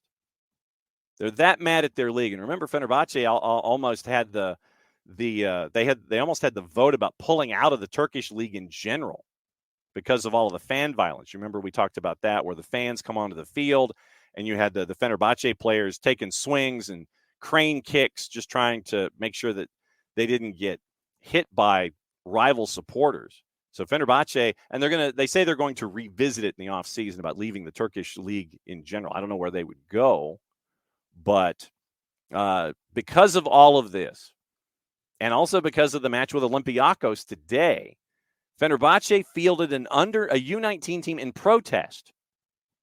And so Fenerbahce just said, tell you what, we ain't doing it, and we're going to field a U19 team. Fenerbahce conceded. Galatasaray got the win. They were celebrating. So they withdrew. They conceded a goal in the first minute. And then Fenerbahce, once again, they quit. 2 minutes after the starting whistle with their U19 team, walk off the field, we're done. So I think Galatasaray has had it. I mean, the Fenerbahce has had it on a bunch of different levels. And it included Fenerbahce walking off the field. They were done walking off the field to protest alleged unfavorable treatment by Turkish soccer authorities. Mauro Icardi. So there's your Mauro and Wanda update. So Mauro and Wanda. Mauro scores in the first minute. Fenerbahce players then leave the field. They're out. Field a U19 team stand around. Icardi scores. We're walking off. Galatasaray subsequently declared the winner. And Fenerbahce president spoke of a rebellion where he detailed alleged injustices going back over the years. Time for a reset for Turkish football. 2 Fenerbahce players banned for 1 match by the Turkish Federation last week after the Trabzonspor violence that we talked about. Turkish team had wanted to get this pushed back, get the tournament, the final pushed back again because of the match with Olympiacos. Turkish league was like, nah. So they're mad, Fenerbahce, on multiple fronts. So they tank the Super Cup final, and they're playing at Olympiacos today. Slight underdog in Conference League, but not a complete and total underdog in Champions League. So what to watch, where to watch it, and how to watch. Once again, busy day. She Believes Cup, by the way, drew 621,000 viewers on TBS. 229,000 watched the Padres and the Cubs. Once again, that should tell you a lot. It should tell you a lot, other than the fact that Alyssa Nair continues to be a badass. Today, Copa Libertadores 6, 8, and 10. Super League at 1:30 on BN and BN en Español. You can pick up BN for the fans, TIC, Nuestra Tele, Gold TV, Liga 1 Max, all those. You can pick them up at Fanatis, ftz.co/soccer down here. And it helps out them, helps out us, and it helps out you and your degenerate watching of the sport around the globe.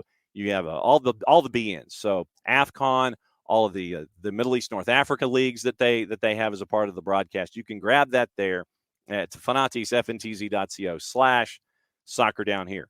Europa League on CBS Sports Network at 3 with Milan and Roma. And you end up with Libertadores separate broadcasts on BN en Español, LDU Quito Botafogo at 6, River Plate Nacionales at 8. 2 has Milan and Roma at 3. Unimas has Milan and Roma at 3. USL Championship tonight at 7. It is the Tampa Bay Rowdies and the Miami FC. Paramount Plus has all of the action in Europa League, all 4 of those, all 4 of the matchups in the Conference League. And VIX has all of the Europa League matchups, all of them at 3 o'clock. So before Niko gets in, gossip, rumor, and innuendo, who might be going where, don't hold your breath. As we always tell you, check your sources. So Arsenal and Chelsea closely monitoring Ivan Toney. According to Sky Germany and Florian Plettenberg, Brentford wants 80. Plettenberg is saying 40. So we'll see what happens. Victor Gyökeres, his agent, says it'll be harder for him to stay at Sporting Lisbon if Ruben Amorim, who has been linked with Liverpool, leaves the club. Amorim came out publicly and said he hasn't had any conversations yet. Lille manager Paulo Fonseca heads the West Ham shortlist if West Ham parts ways with David Moyes. Chelsea and Brighton boss Graham Potter is in line to take over from Erik ten Hag, who reportedly expects to be sacked this summer following a meeting with Sir Jim Ratcliffe. That's the 3-letter paper. Take the information at your own peril. Chelsea targeting Victor Osimhen at Napoli, but the club will focus first on selling players to raise funds. Remember, you've got to keep an eye on profit and sustainability rules. Chelsea's in big trouble in that number right now. Mauricio Pochettino and his coaches have been unimpressed by Mykhailo Mudrik's progress this season. Blues might be in the market for a new winger. Remember, they signed Mudryk to an 8-year deal so they could control the asset and defray the cost of the transfer fee. So it was an 8-year deal for 64, I think, on the signing fee. Keep an eye on that. Bayer Leverkusen joined Liverpool and Spurs in the race to sign Crescencio Somerville from Leeds. Leeds is in a massive three-way dance right now for the promotion in the championship. 3 teams separated by 1 point, matches in hand across the board. It is Leicester, it is Ipswich, it is Leeds. 2 of those get automatic promotion. The third's going to have to fight their way through the promotion playoff. Manchester United set their sights on AC Milan forward Rafael Leao, valued at €145 million by the Italian club. Villa growing increasingly hopeful Douglas Luiz will sign a new long-term contract. Shakhtar Donetsk preparing to sell Ukraine midfielder Georgi Sudikov. Liverpool, Villa, Arsenal, Manchester City interested. Inter Milan defender Denzel Dumfries may be a target for Villa, and the Italian club would consider an offer of more than €30 million for the 27-year-old Netherlands international. Contract with the Serie A club runs out 25. Manchester United to let 12 of their first-team squad leave Old Trafford in the rebuild, according to our friends at 442. German keeper Alexander Nubel set to sign a new 5-year deal with Bayern Munich, which will involve continuing his loan deal with Stuttgart for another year. And we mentioned 777. A deal has been reached for Lyon boss Sonia Bonpastor to become the next manager of the Women's Super League club Chelsea this summer, succeeding Emma Hayes.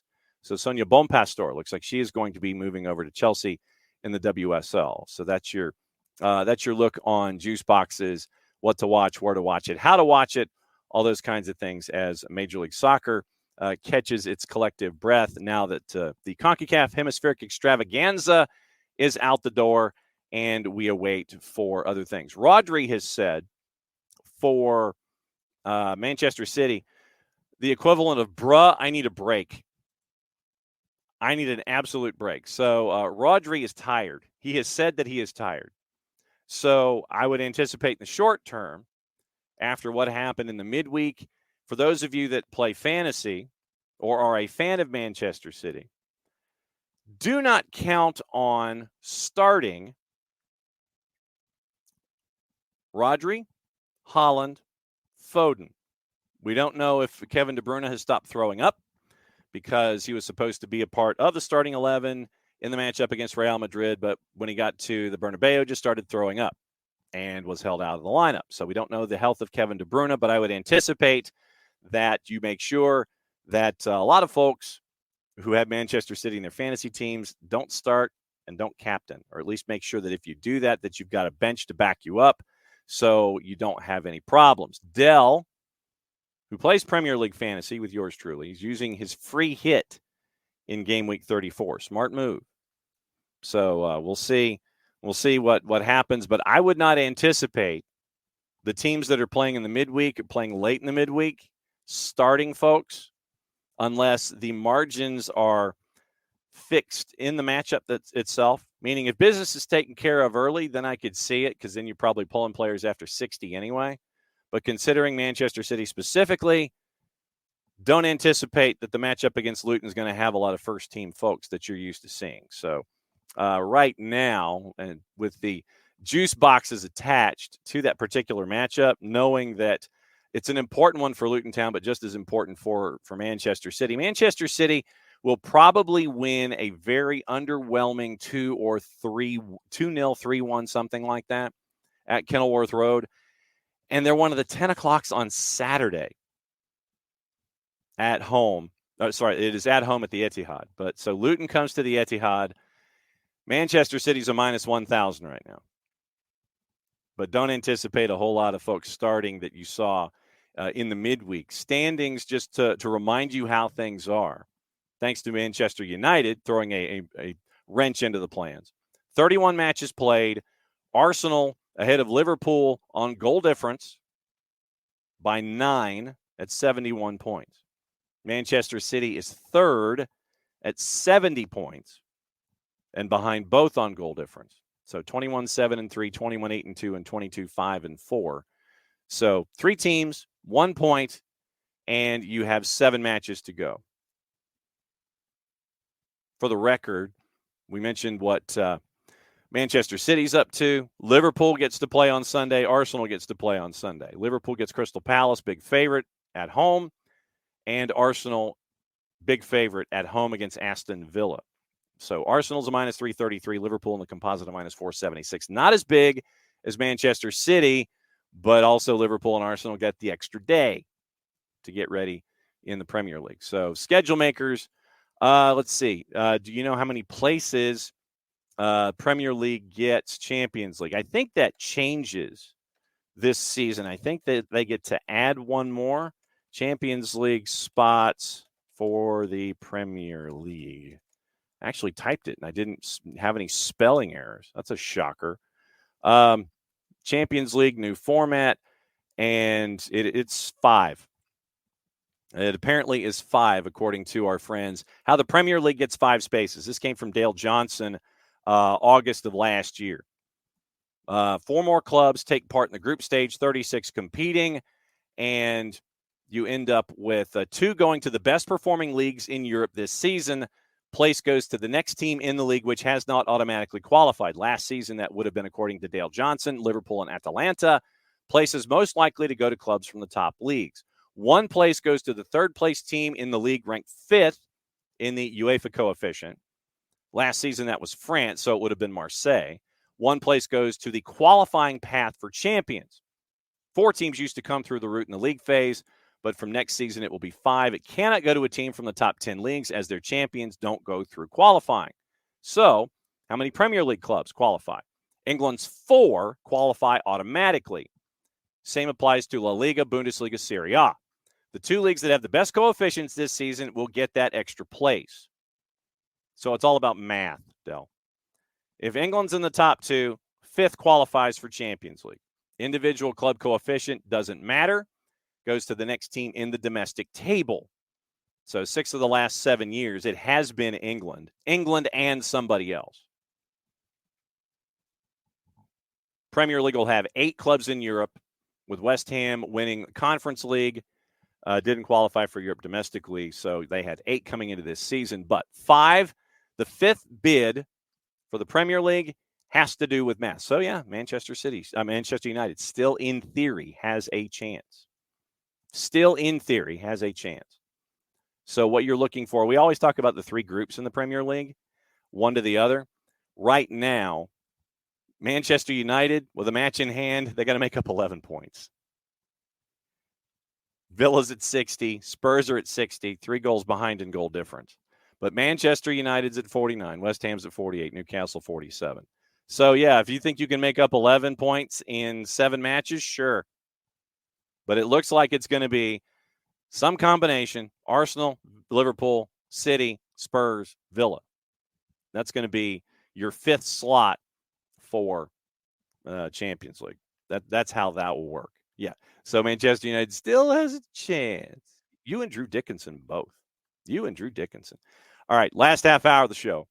And so that means that we go to Seattle and catch up with our buddy Niko Moreno. And we get to ask him what mug he's using today. We get to ask which cup of coffee he is on today. And we will do so right now. So, Niko, what mug are you using, sir, this morning? Today's the Juan Valdez, the white invisible cup, apparently, because it's white. There you go. It is. There it is. There it is. Yeah. It's a little Juan Valdez cup. And it's my first one. And you can tell by the fact that I am slightly late. And I do apologize. It is spring break for the kiddos over here. And that makes it a lot harder to just get going in your morning. Nothing wrong with that, brother. Trust me, I understand it completely. So we will go in a no dilly, no dally zone. We'll start off with CONCACAF Champions League. And did that happen? Yeah, I guess. I guess if Messi and friends didn't make it to the semis, it obviously didn't.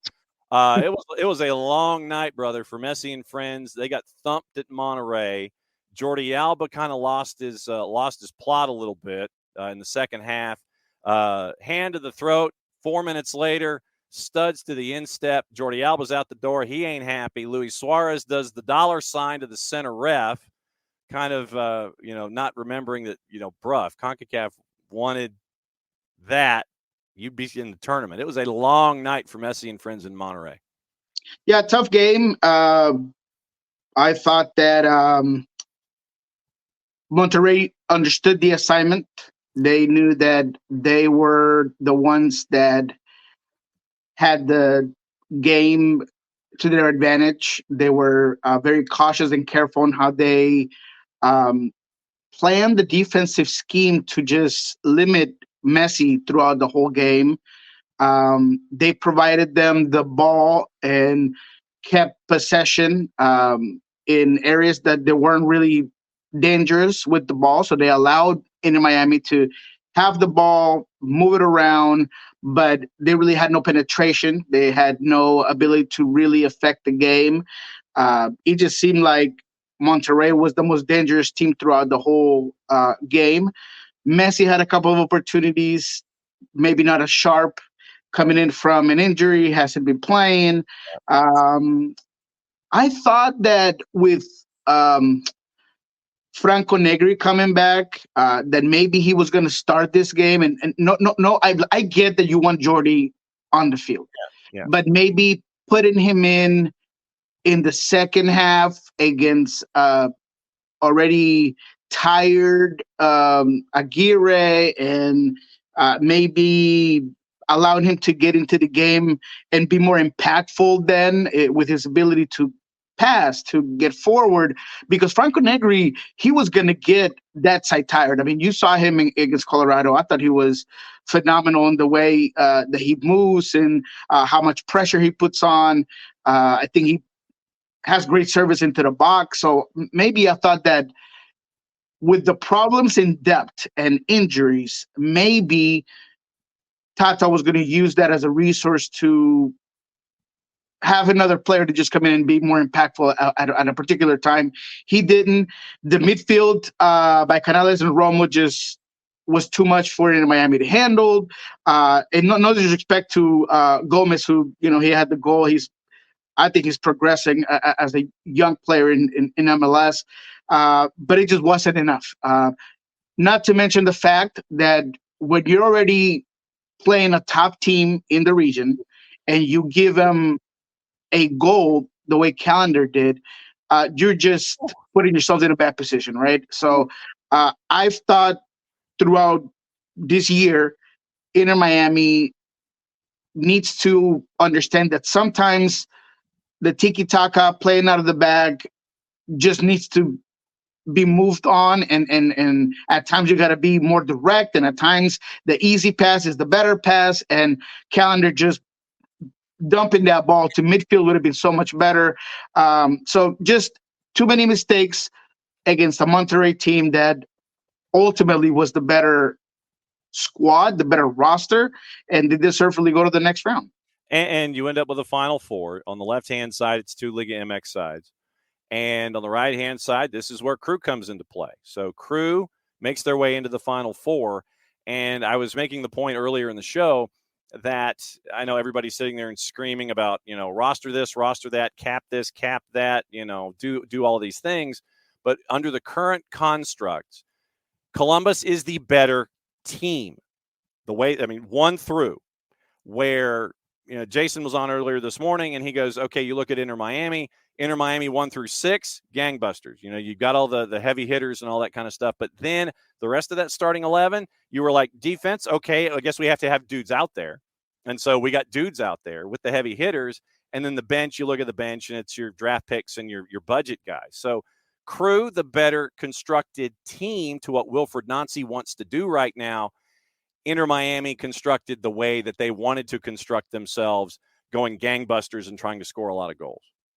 Yeah, it's just the structure of a team that has not just an identity, but that they picked up what Nancy wanted them to do immediately. They have the quality. They have a team that can pressure very effectively, whether it's counter pressure, whether it's pressing high. Defensively, they're solid. They're just a balanced team. And like you said, maybe under the same regulations through the MLS and the limitation that you have in the cap, they've put together a very balanced team that was able to beat a Tigres team without their best player in the first game, 20 minutes down a man in the first leg, gifting a goal to the opposition 3 minutes in the second leg, and not having a guy like Aiden Morris as part of this team. So that tells you enough about this Columbus team, what they're about.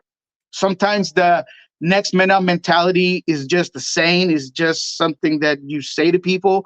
This team really has that, and they've thrived on being able to put whoever it is, whether it's Hinestrosa or Rowe or Matan, and in the midfield, whether it's Aiden Morris or Jones or Nagby or whoever it is. So it's just credit to this Columbus squad.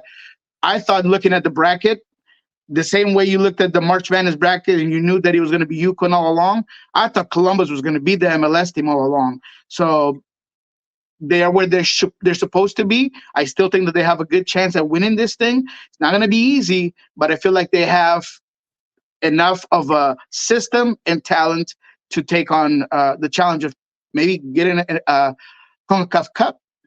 All right, let's talk about the week that was before we get into a cliffhanger here this morning, as we always do, because we always like to go backward to kind of analyze things, see where things sit, and then go sprinting into the week that will be.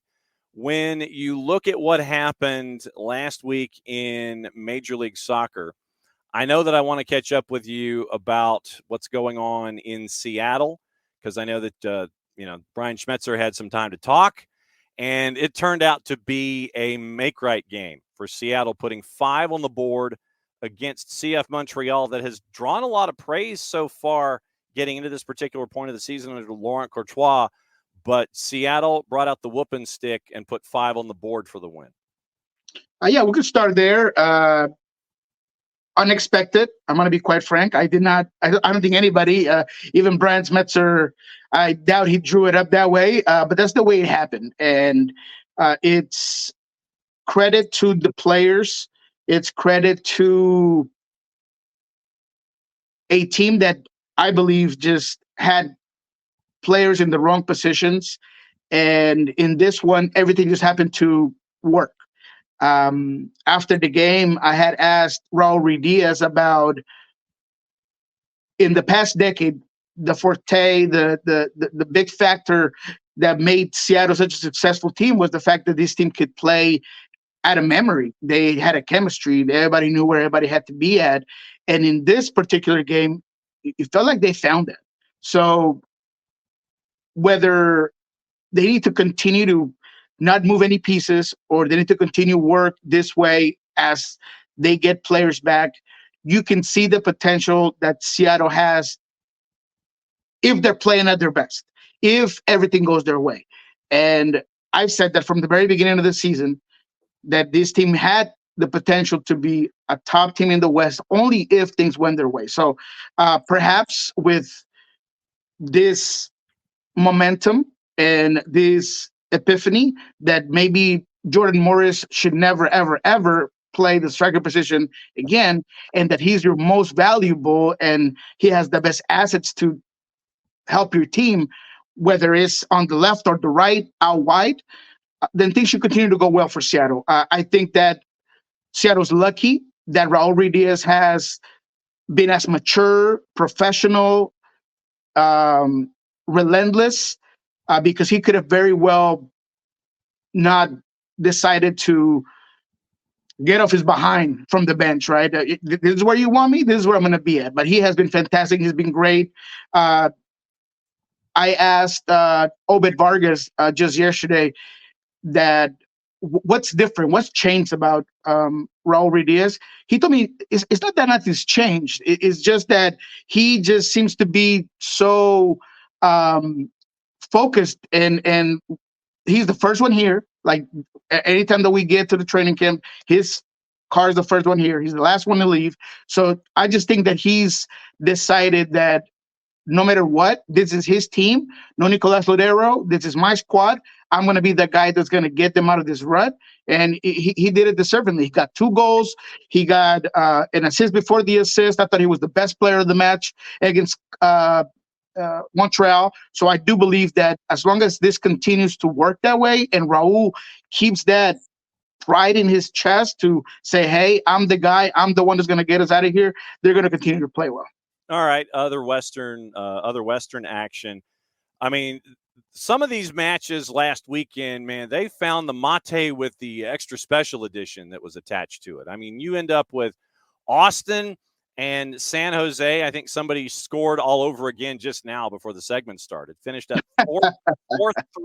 4-3, absolute craziness with a goal scored at the 212th minute to get the 4-3 win for Austin. El Tráfico went to LAFC 2-1. We figured that one was going to be tight and chippy. Vancouver, welcome back Benny Sartini. They brought out the whooping stick too. They didn't score as many as Seattle, but they shut out Toronto 4-0. And then you end up with Kansas City and Portland. They were on the good stuff too with a 6-goal thriller at 3-3. Once again, Portland, you can't hang on to a lead. And this time it happened on the road. From the other action out west, what sticks in your mind? Well, in this one, let's start with Portland. I mean, I thought that they bounced back, right? I mean, they're down 3-0 against Kansas City. I don't know if they needed a little kick in the behind to really get going. I heard from John Rojas that Neville talked to the team at halftime, and he said there are no soccer players out there. That's not players who want to be that are pros out there. That's not what I think I'm seeing out there. And the guys came out in the second half and played a lot better. Evander got on the ball. They were able to stretch out this Kansas City defense. So I do want to praise Portland for having that fight to get back into a game that looked like it was over. Yep. I kid you not. I turned the TV off because Agata was going to he was about to kick a PK for the 4-0. He pulled it, yeah. And he pulled it, right?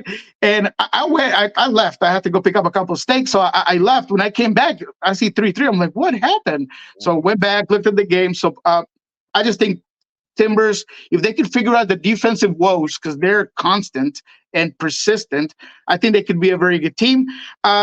Austin San Jose, I was not expecting. I don't know. I thought it was going to be a boring game, and it ended up being a goal fiesta. But I'm very surprised and very impressed with Vancouver. If you would have told me that they were going to be top of the West at this time this season, I would have told you were crazy. I think that they have some quality players. I think Vita has been really good. I think Gold's been really good, and White.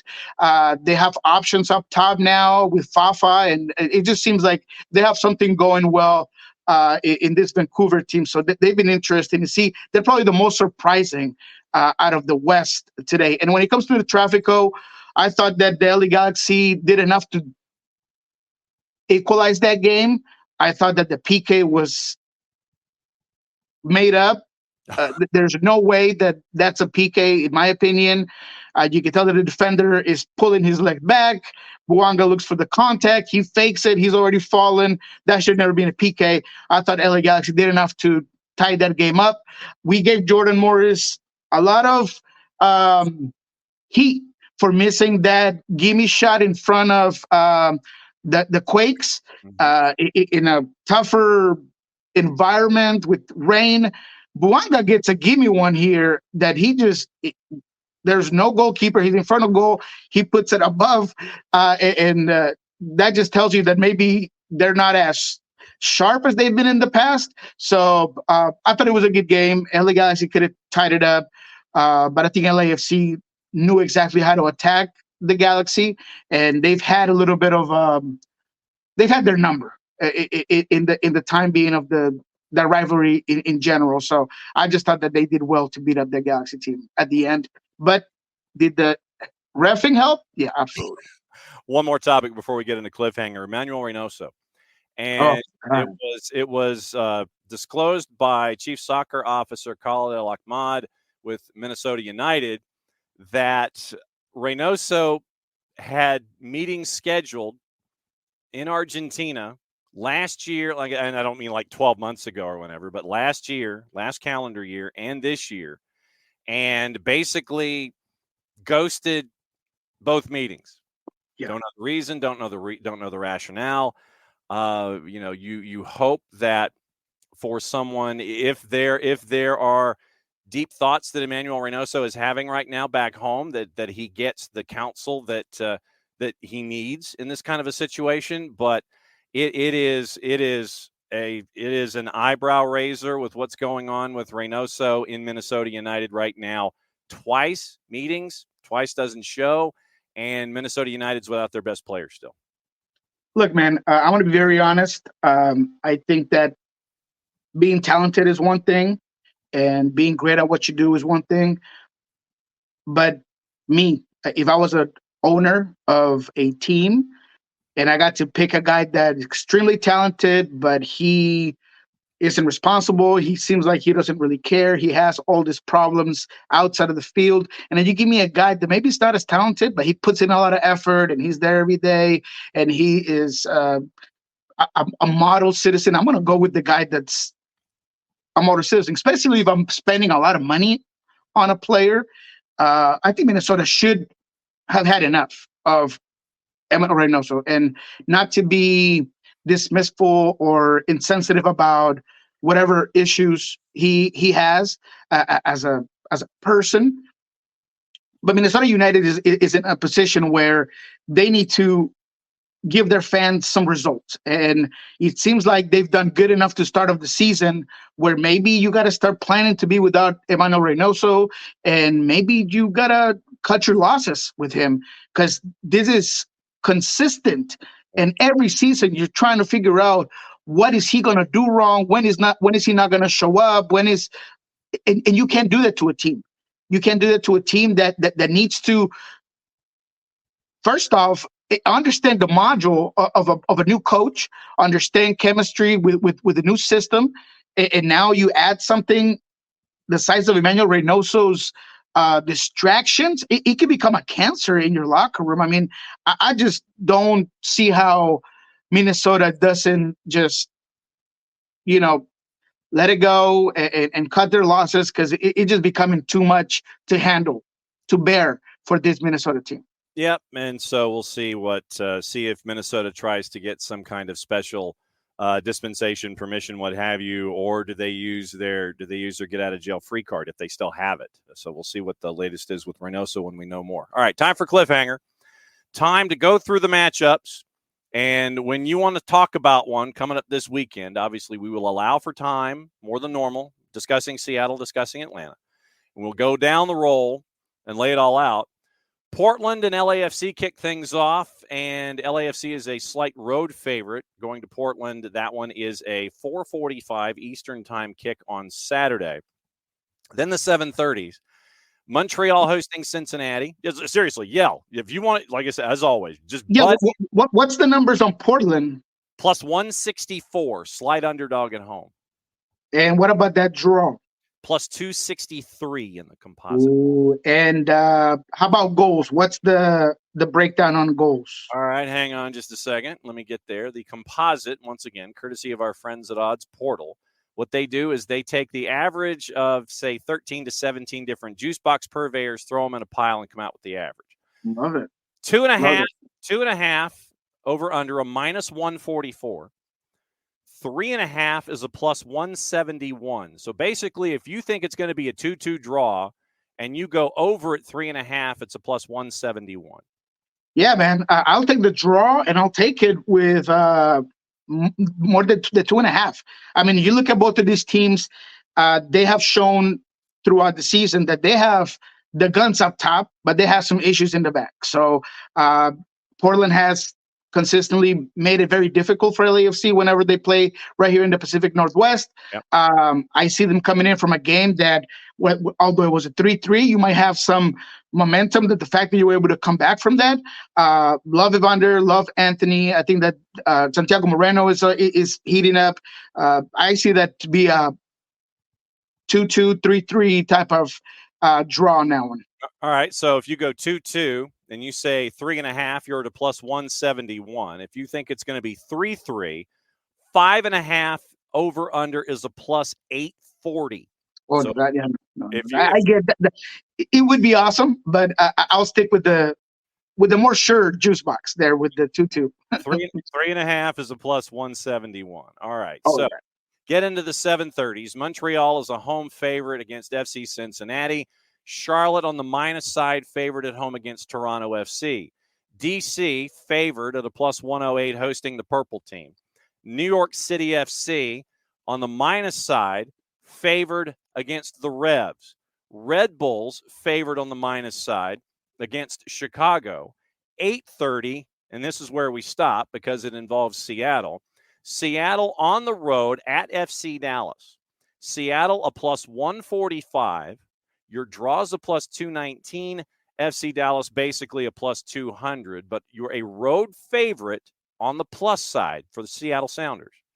Yeah, I think I would take the Seattle Sounders in this one. I mean, Dallas has had a bunch of injury problems. For Seattle, not only are you coming from big game, but Leo Chu practiced in what seems to be in full, at least the last 2 days. Brian Spetzer said that he was a partial participant, but he's looked on a tear. I mean, yesterday there was a scrimmage against the Tacoma Defiance. There was a scrimmage between inner squad scrimmage, and Leo Chu was absolutely taking no prisoners. Looked good, looked fast. Maybe the fact that Jordan Morris is out there looking really good on that left side gives him a little motivation to get back at it, and that just gives Seattle more depth.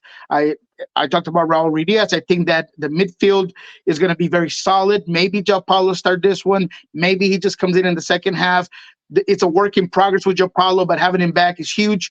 He played, I think, 15 minutes against Montreal. So it's a work in progress. I think that there's a lot of good things coming in from Seattle against a Dallas team that has issues with their system, has issues with injuries. So I see Seattle winning this one. All right, the other 8:30s. The Loons at home on the plus side, favored against Houston at a plus 104. Arrowhead Stadium, whatever they call it now, Jihad Field at Arrowhead Stadium. Sporting Kansas City. Well, they ain't sponsoring the show, so for me, it's always Arrowhead until further notice.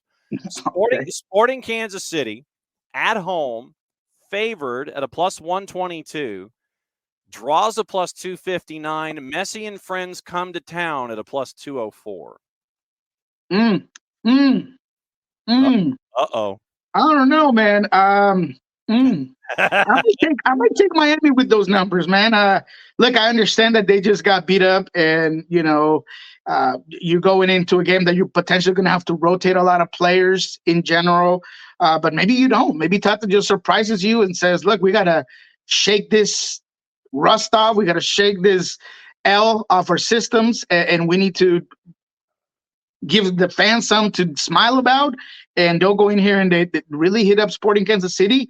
So against my own best judgment, I'm going to take Inter Miami in this one. And we'll see next week if that goes through. Last time we hit on the Red Bulls, I thought we hit that one really well last week. So I'm going to go with Inter Miami in this one. Let's see what happens. And a plus 204. I see where you're going. RSL, and this is interesting. RSL at home, hosting Crew. Crew, we know what Crew bring to the table. Crew are the dog here at a plus 208, going to RSL. Draws a plus 254. RSL favored at a plus 121. Does Chicho Arango go off against Crew, who have to turn around on short rest after the match with Tigres? Yeah, I can see what the numbers are skewed that way.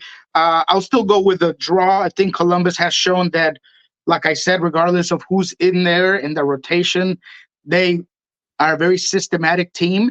RSL, I do like them, and I've liked them since you are a witness that I have liked RSL from the beginning. So I do think that this game, though, is going to be back and forth. It's going to be a little bit more conservative from RSL. They're not going to want to get stretched out. I see this a draw. And what's the numbers on the goals? All right, so we'll start with the defensive specialties here when it comes to the total. Over under once again in the composite. 2.5 is a minus 134. 3.5 is a plus 181. So if you're thinking, over at 3.5, it's a plus 181. Oof. See, you're hedging. So that to me means that's tough. That's tough. I'm gonna just stay with RSL. Leave it at that. In a draw. RSL Columbus draw. maybe a 1-1, maybe a 0-0, but I think that's going to be a little bit more of a chess match than you're used to seeing from either one of these teams. Maybe the offense is not going to be as effective in this one. Yep. San Jose in the late game hosting Colorado. San Jose's a plus 114. Whitecaps at home late at BC Place hosting LAG. That's a good one. That's a good one. Whitecaps are favored at a plus 106. LAG is a plus 209. The draw is almost a plus 300 in the composite. Wow. Woo. That's good. I like that. You know what I would do with this one? Mm-hmm. I would take the Galaxy in this one, and I would take the over on goals. And you don't even got to tell me what it is. Well, you should. But this is going to be a high-scoring game, man. Both of these teams can really get it going. I think it's going to be a high-scoring game. Well, 3.5, your over-under at 3.5 is a plus 130, so you can only go more plus than there. So literally, your baseline, over-under 3.5, a plus 130. 4.5 is a plus 288.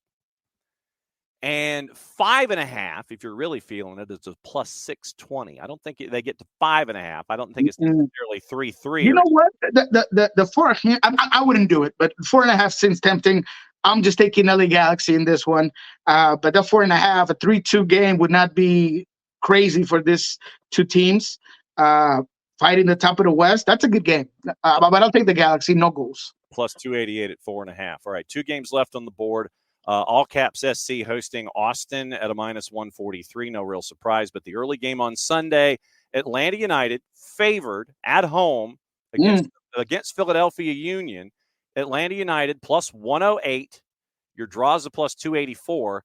Philadelphia Union, who are probably coming in full strength at a plus 213. Yeah, that's tough. I can see that being a draw. The dynamic changes without Gigi up top for Atlanta. I mean, he's just such a difference maker. Almada, I hate to say it, but at times when he doesn't have that other star on the field, diminishes a little bit. He's a little bit more limited. You could see him get frustrated. Philadelphia is hard to play against. Carranza is a menace. I could see a draw in this one, but it's going to be a tough game for Atlanta, in my opinion. Yep, I think it's going to be a street fight, and it's going to be a rock fight in a phone booth, as Jarrett says. What is going on at Pulso Sports on the Soccer Bar? I know that you've got a turn in about 53 minutes for your new round of Soccer Bar. What's going on? Yeah, we're going to talk about this Inter Miami and get behind the scenes a little bit. We've had a lot of information come in on the Spanish side in terms of the novella between Tano and Tata and Messi. So we'll give you guys a little bit more scoops on that from Diego Cora, who's always on the ball when it comes to that sort of thing. So check it out. Should be fun. We'll talk about the odds of MLS team winning this CONCACAF Cup. So check that out in about 40 minutes. And Pulso Sports, we have Obed Vargas talking about, I kind of teased it a little bit here, Raul Ruiz, his moment. He was a kid that was he blew up about CONCACAF champions when the Seattle Sounders won CONCACAF Champions League. And he's been up and down ever since then.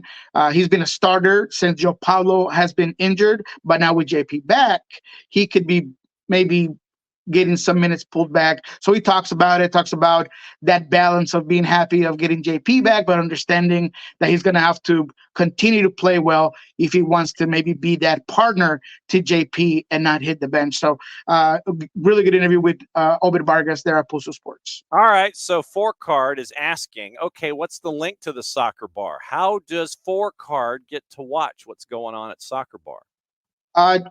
Soccer Bar, just like that, BAR on YouTube. You can go to my Twitter at El Rolo NW, and there you can see that I've reposted the link to both our YouTube channel as well as our streaming on various Facebook and other social media. You can also download the podcast, just the sound, through iTunes, TuneIn, all the fun stuff that you guys are used to listening your podcast on. So if you don't catch it live, you can catch it later. You could download the audio in your favorite podcast application. Well, and folks get to spend their lunch hour here on the East Coast with you if they get to dial it over and catch up with you at the soccer bar. It's another go-around of Thursdays with Niko, my friend. Have a great broadcast the rest of the day. We will catch up with you next week. Thank you, guys. Have a good one. There goes Niko. Niko's going to go get he's going to wrap up his first cup of coffee, and he's going to get ready for soccer bar. So that's Niko on the Twitters at El Rolo NW, and 4Card. Hopefully that helps in getting you over to soccer bar on the YouTubes. And once again, you can go to Niko's Twitter at El Rolo NW, and it links through from there as well. So you can catch up with him at Soccer Bar. 4Card says the homegrowns are going to go off, and Atlanta United is going to go Philly with the kids. You're going to go Philly and Philly with the kids. I mean, we talked about it with Jason, and it is the possibility. I mean, obviously Noah Cobb's going to be at the back.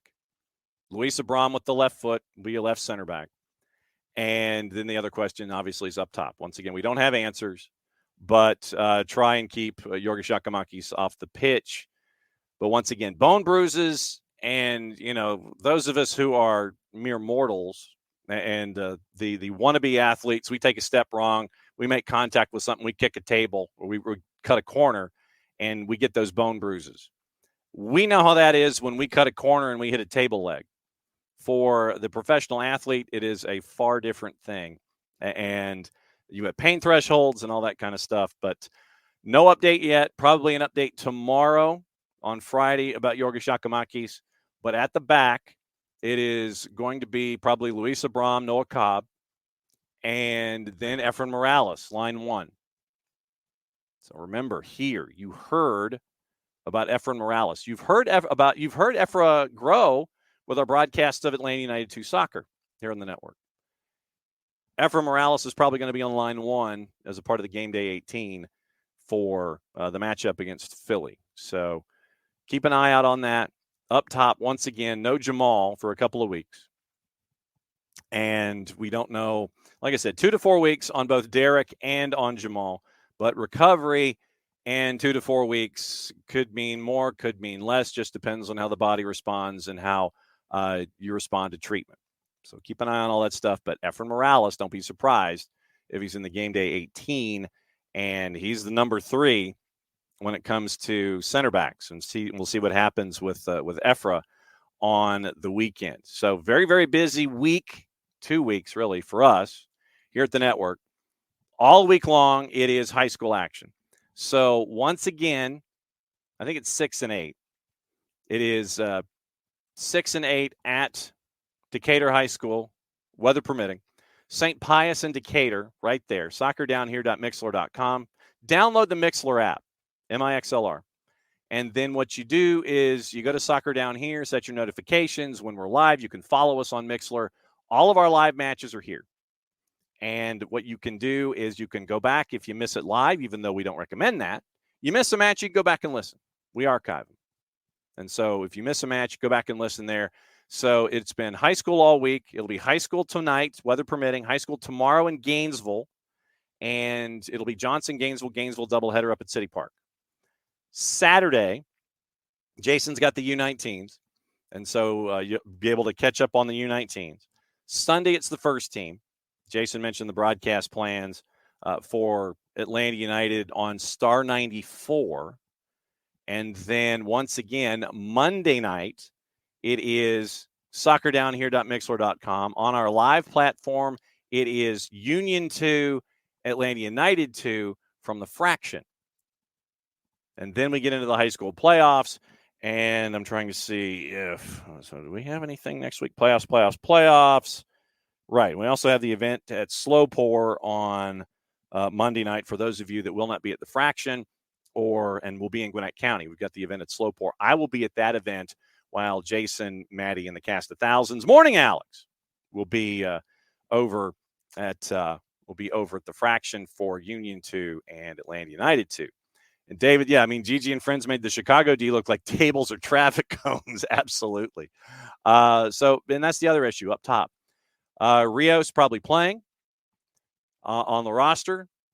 Yes, please repeat everything we've said over the past 2 hours. Absolutely.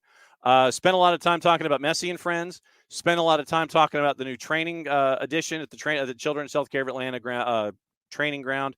So Atlanta United's adding another batch of buildings and space for Atlanta United as they expand the Children's Healthcare of Atlanta training ground. Talked about that. Talked about Messi and Friends. Jason came on. We talked about high school, talked about the training facility, talked about She Believes, talked about his trip, talked about New York City, got ready for Philly. Went over stuff in the Premier League, Alex, in the opening kickoff. I gave you and your Newcastle team a shout out for the technology that you were unveiling this weekend to help out hearing impaired and deaf individuals with the haptic sensors on the jerseys. So that's going up with the Spurs match. That was opening kickoff. I gave your ownership group a tip of the cap for that this morning in opening kickoff. Went through all the stuff in the Premier League, went through all the gossip, rumor, and innuendo, got your juice boxes, what to watch, encouraged Fanatis, and then Niko was on, and we went through everything from the Western perspective. We'll post Niko's segment to the app. We'll post Jason's segment to the app, and you can listen to that in addition to the full show. So Alex can listen to the full show on the app, and he can listen at the very end of the full show to the recap that we just gave. So that's what we're up to. Dell, I do not know. I think it's Greg's turn tomorrow. I don't know. Usually what I do is I send out a bat signal before 9 o'clock Eastern time, and whoever pops up, pops up. If it's Parkey, obviously we'll talk Rhode Island in the Battery, because I know that he will be anticipating your conversation in the Twitch pitch. If it's Greg, we'll talk to Greg. And we'll talk unified team and a bunch of other things with Greg. But, yeah, I send out the email for Beyond Goals, and somebody pops up. Literally, that's it. So that's what happens. So Maddie is chasing interviews. She's going to have some really cool stuff with Soccer's in Session, and she's got some other cool stuff going on. We're tracking down our friends at Carolina Core with head coach Lassiter, with Roy Lassiter, and seeing how things are growing there. Keep an eye on what's going on with South Georgia Tormenta and Coach Cameron in USL League One. We'll have a preview of all that stuff tomorrow, hour number 2, when it comes to juice boxes and the weekend whip around. So, like I said, Del, I don't know. I don't know who pops up. I send it to both, and whoever pops up, pops up. And next week is round 3 of the Open Cup, so we'll keep an eye on that too. So that is the show for today, and thanks for hanging out. Jason hopefully is still not electricity challenged, because he had to. I think he went to his car to do the segment this morning, and so shout out to Jason for being a true trooper and getting that done. But that's tomorrow. Tonight, once again, 6 and 8, St. Pius and Decatur. Tomorrow, Johnson, Gainesville, and then it starts all over again. Saturday, the U19s on the Atlanta United YouTube and the website, probably ATLUTD.com. First team on Sunday. Second team on Monday here on the network, and it starts all over again with the high school playoffs. So back in less than 22 hours, and we'll be back at it again for a Friday to get you ready for the weekend. Thanks to everybody who came on the show this morning. Thanks to everybody who was talking to us all this morning. That's what Thursday Thoughts are for. So for everybody here, out to all of you, thanks for hanging out. Hope you've made it through the nasty weather.